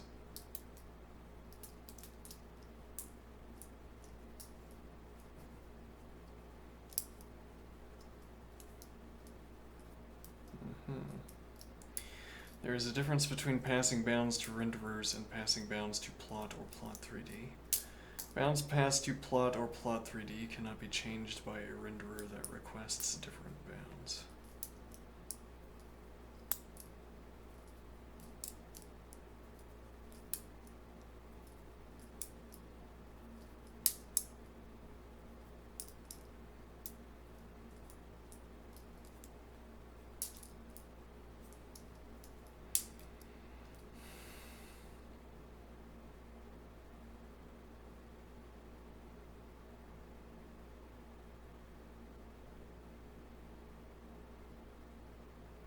Mm-hmm.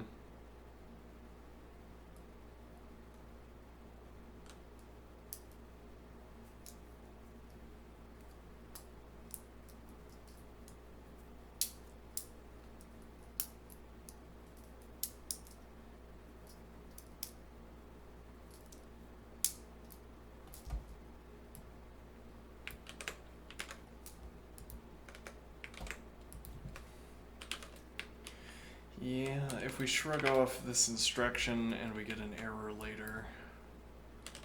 Oh, look at that theta in rho. I think that's rho.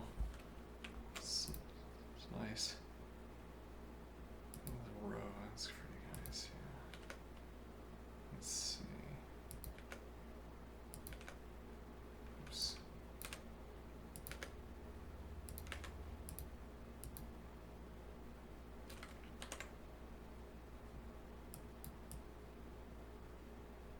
Woo.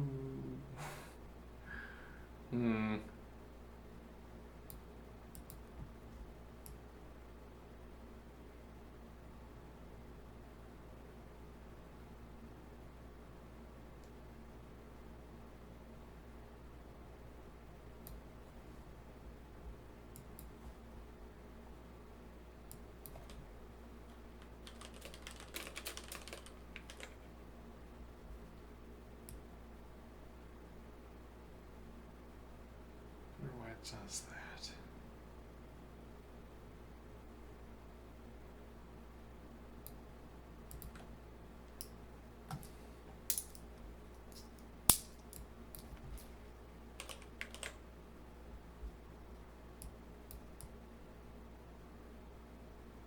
Is that just telling me the altitude I start at?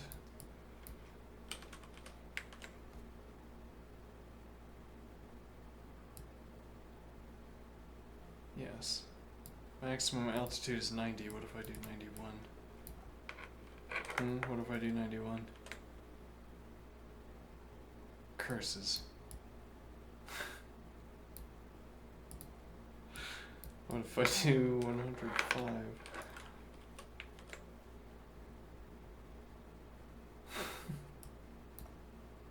I think it worked. Oh, look at that. 100. Oh, it immediately jumps back. But there is a way that it renders something. Okay.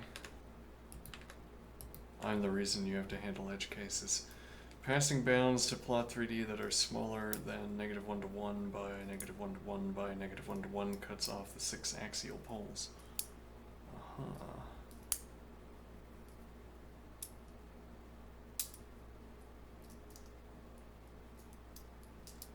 So a renderer will automatically give itself enough area, well, large enough of an arena to show itself. Okay. Now, The author wants to show us that if we force it to show a lower value,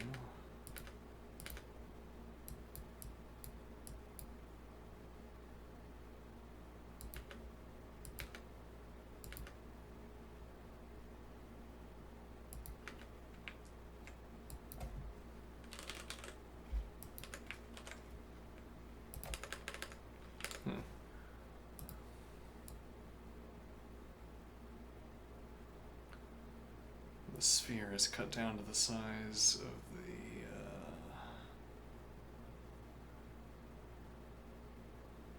size of its container. Okay.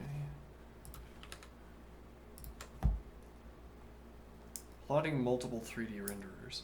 Unlike with rendering two-dimensional plots, rendering three-dimensional plots is order independent. Their constituent shapes, such as polygons, are merged, sorted by view distance, and drawn back to front.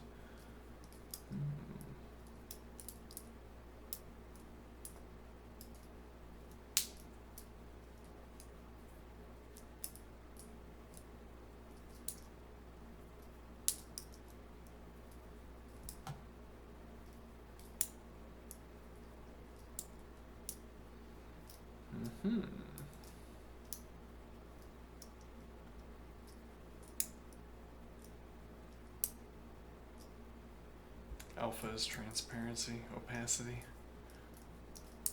Samples tells how many points we're putting, how many actual points we're taking. Okay, we could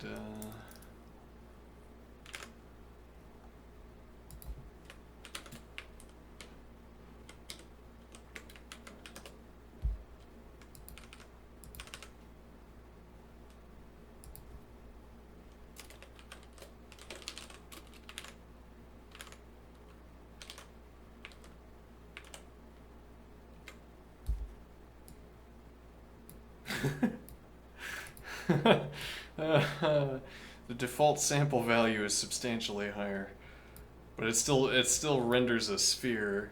Like there's an estimate or something. Like, yeah, this is the best sphere we can make with this many shapes, and then this is the actual pretend sphere that we're pretending to make. All right, and then if I samples 5. What do you do with 5 samples? Oh, now it's like even, well, assuming we were right the first time, it's even pretending to pretend now. Where are my 5 sides? I want my 5-sided sphere. It's got holes in it.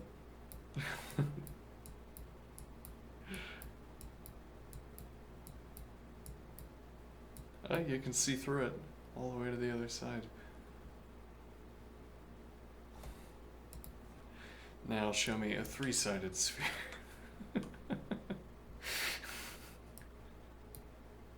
Oh, it's the number, maybe it's the number of sides of the shape.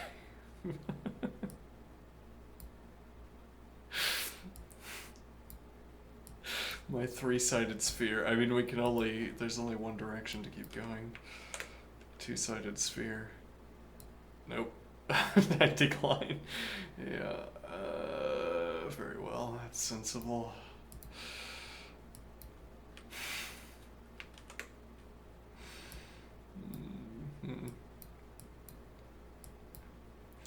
What is a sphere but a more faceted double tetrahedron? Wouldn't be a tetrahedron either. Pyramid. Double pyramid. Yeah. There you go. Alright.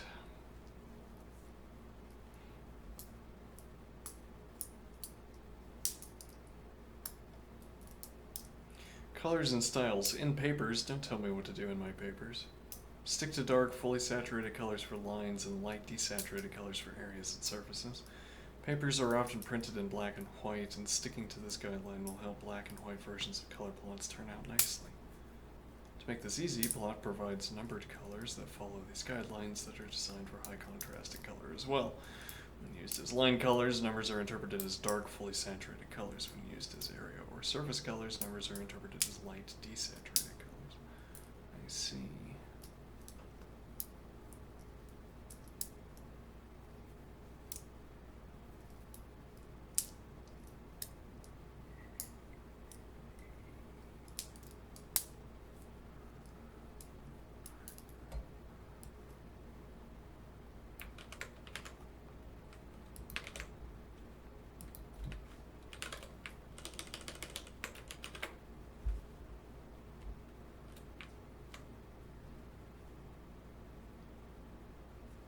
Oh no. 4. I don't know how to use 4.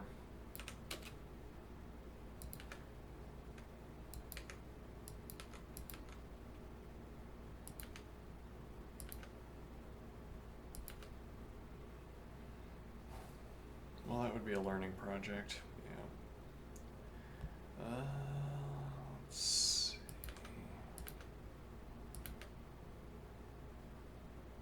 1 plus.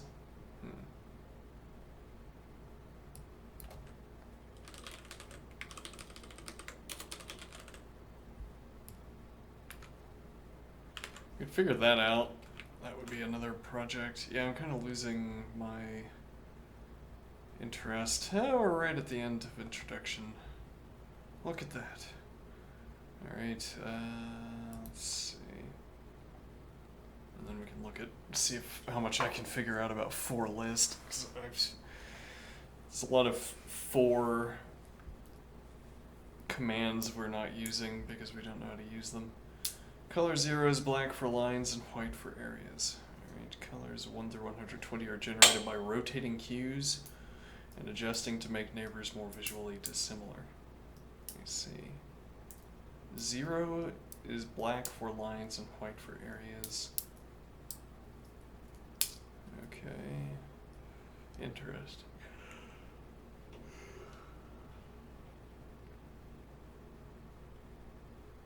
If we end up needing to do pointer selection arithmetic, it's good to know that the colors wrap back around. If the paper will be published in black and white, use styles as well as or instead of colors. Okay. Interesting. Styles. It cycles through styles. Where those styles are these. Okay, interesting.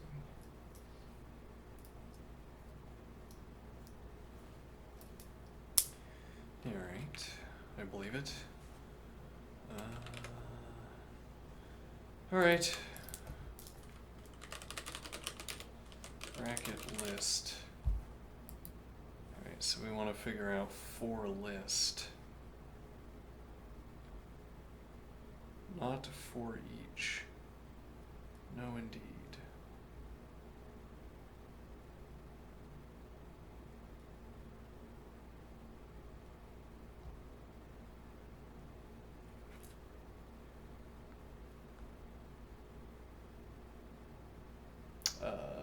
Did I imagine it? Maybe.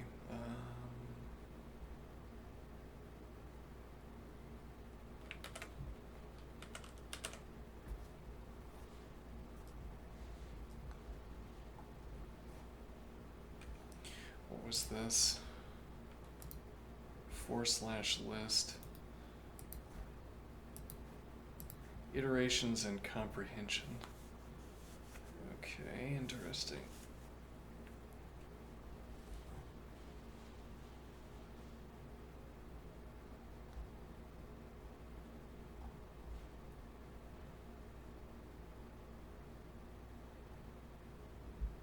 Introduces iterations and comprehensions.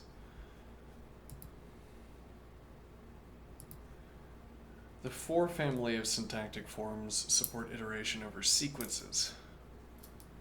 Ah, interesting.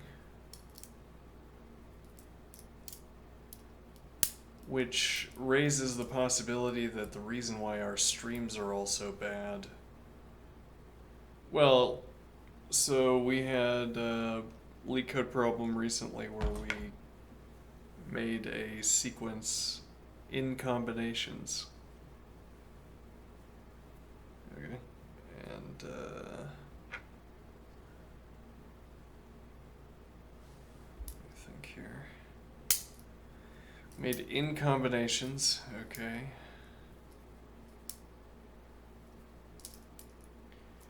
And we turned that, well, that produces a sequence. We turned the sequence into a stream and we cycled through the stream, or we stream mapped or something. And it was 10 times slower than using just a list. And it cost more memory as well. But if we had used sequence instead, if we'd stuck with a sequence, we would have a range of options for manipulating them, at least. The 4 family of syntactic forms support iteration over sequences. Lists, vectors, strings, byte strings, input ports, and hash tables can all be used as sequences. And constructors like inRange offer even more kinds of sequences.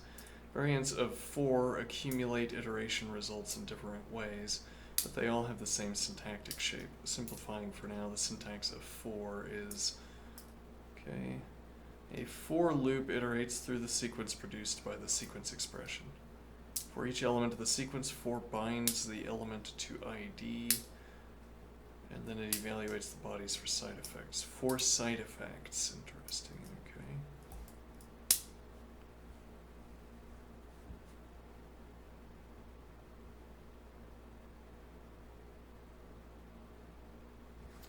Hold on, this tilde A.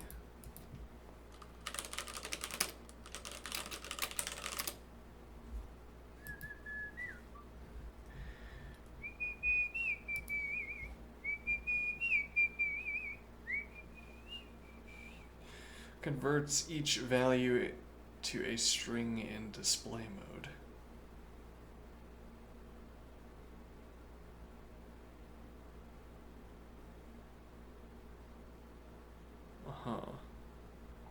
What a bizarre choice.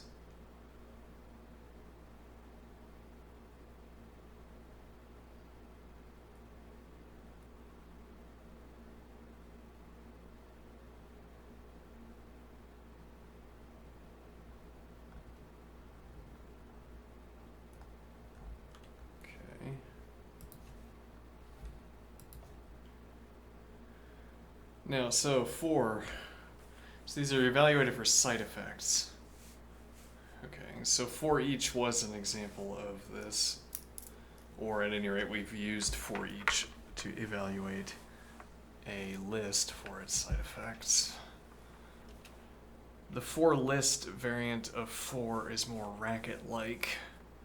It accumulates body results into a list instead of evaluating body only for side effects. In more technical terms, for/list implements a list comprehension. I see. Let's look up what that means. List comprehension.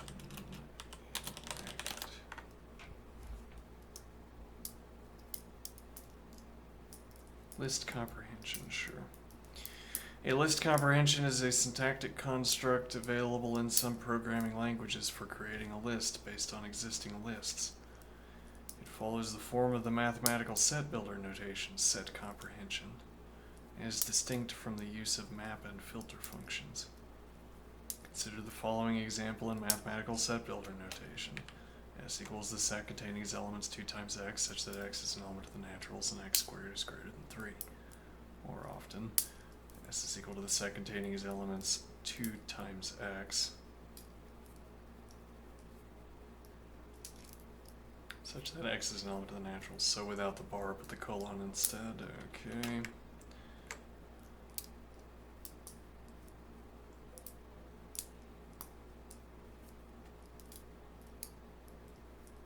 Interesting. A list comprehension has the same syntactic components to represent generation of a list in order from an input list or iterator. Okay.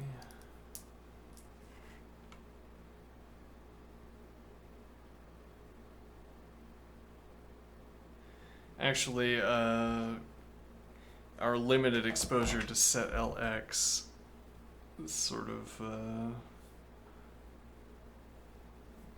I don't want to call it a toy programming language, but maybe a little bit. Toy programming language used set comprehension. It was adept at parsing set descriptions to populate sets.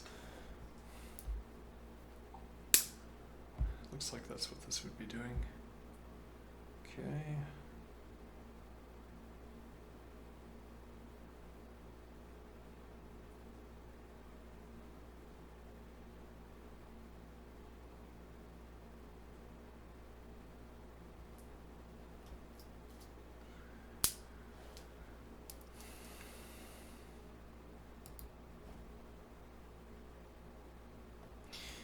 Okay.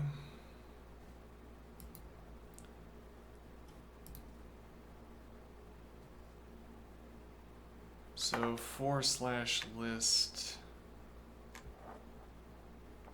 So I give it a list to consider.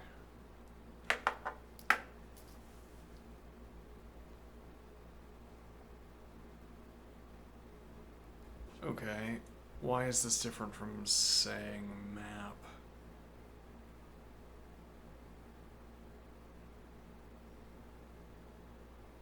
Uh-huh. Well, that's...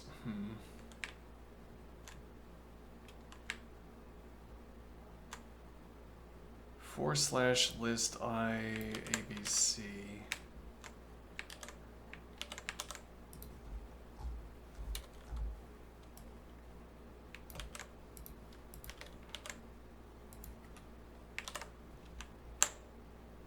Interesting.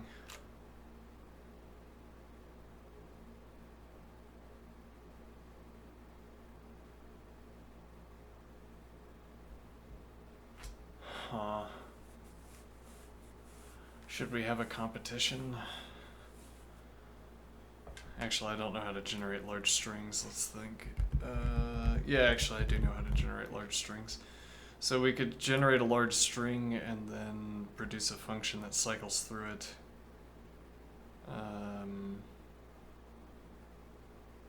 And we could have a doped element, since we like doing that so much. Well, though, this wouldn't really be a fair test. We need to use this in a LeetCode problem that uses strings. Why? Well, so the point would be that this is a way of automating the process of cycling through a string backwards. Okay. On the other hand, you don't get to interact with the elements as you extract them. So the natural question, is it faster to cycle through is it faster to perform whatever functional alteration you're performing while passing through the string, or is it faster to get the list first and then cycle through the list? Because notably you're going to, you'd already be done by the time you get to this point. By the time you could have produced a list containing all the chars, you'll already have used them in whatever function they're being used in.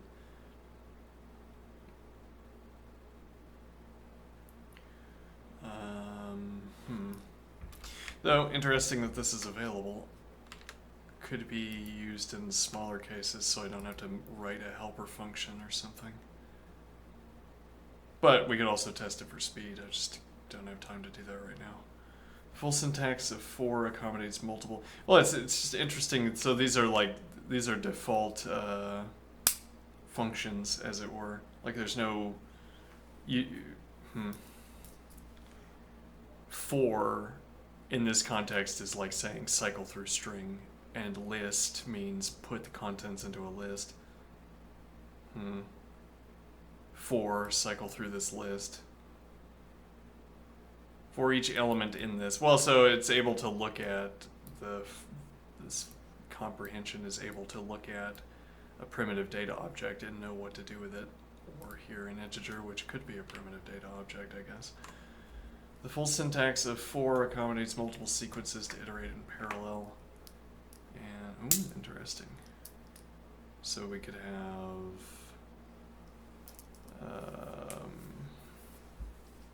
and the 4-star variant nests the iterations instead of running them in parallel.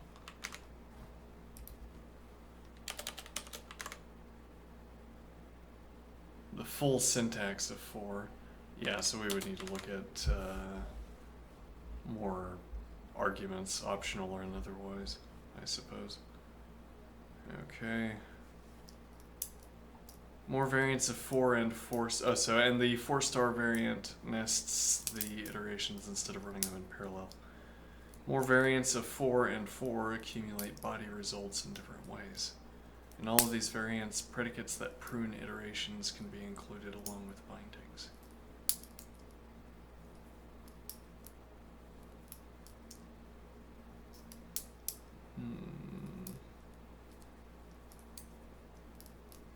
Interesting. So you can control or filter out as you're producing.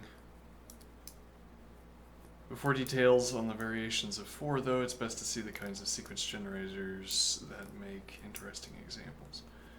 The in-range function generates a sequence of numbers given an optional starting number which defaults to 0, a number before which the sequence ends, and an optional step which defaults to 1.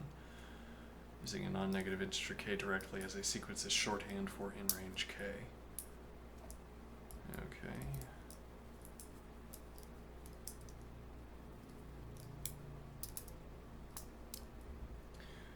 Alright, but does so for list is accumulates the results into a list, whereas for is for the side effects.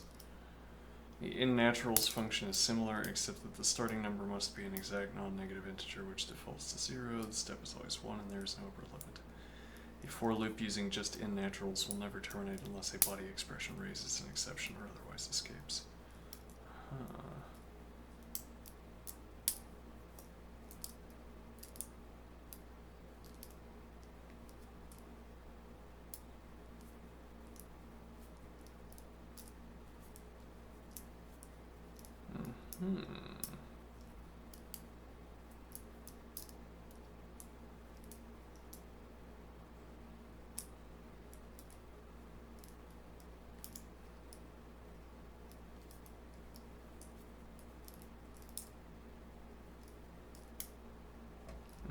Hold on, if I do... Is this also talking about for list?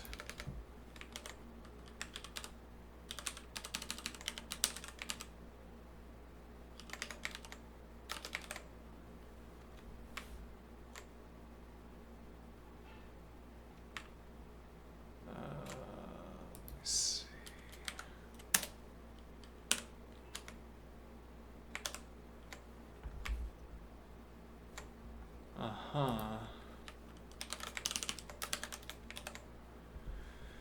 Interesting. So I could also dope... well, yes, actually, yeah, you could dope... well, you could probably tell it to stop at a particular value as well. Instead of... yeah, and if I do like 2, for instance, does that work? No. Expects a procedure that can be applied to arguments, so this has to be a predicate. Okay. Interesting, and it does work, produces ABC, or if I had done, but this, so I couldn't do like D, for instance, I would have to do lambda x char equals x here.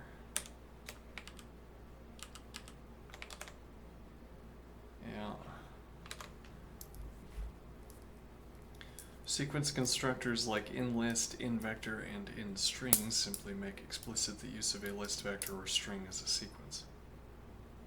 Along with inRange, these constructors raise an exception when given the wrong kind of value, and since they otherwise avoid a runtime dispatch to determine the sequence type, they enable more efficient code generation.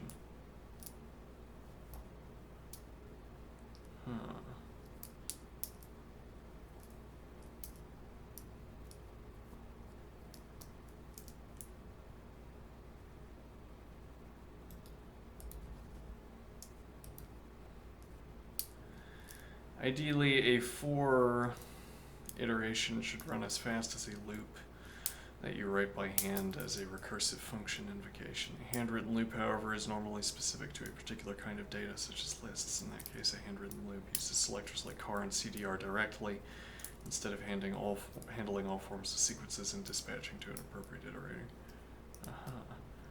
The for forms can provide the performance of handwritten loops when enough information is apparent about the sequences to iterate, specifically when the clause has one of the following fast clause forms.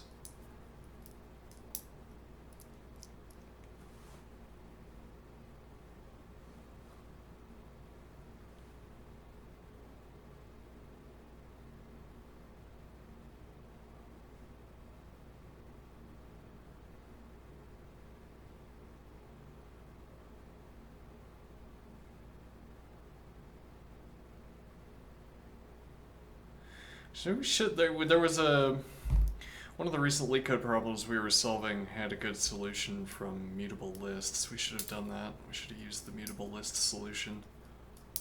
Why not?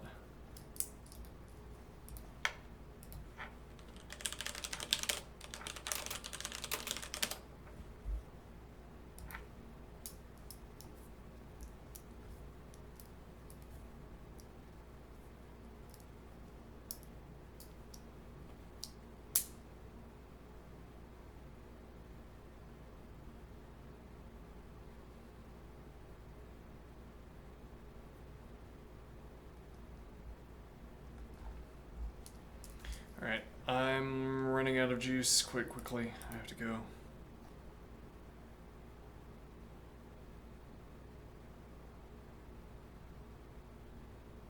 I'm so tired. I'm so tired. Alright, I'll be back in some number of hours, less than 12. Probably. See you soon.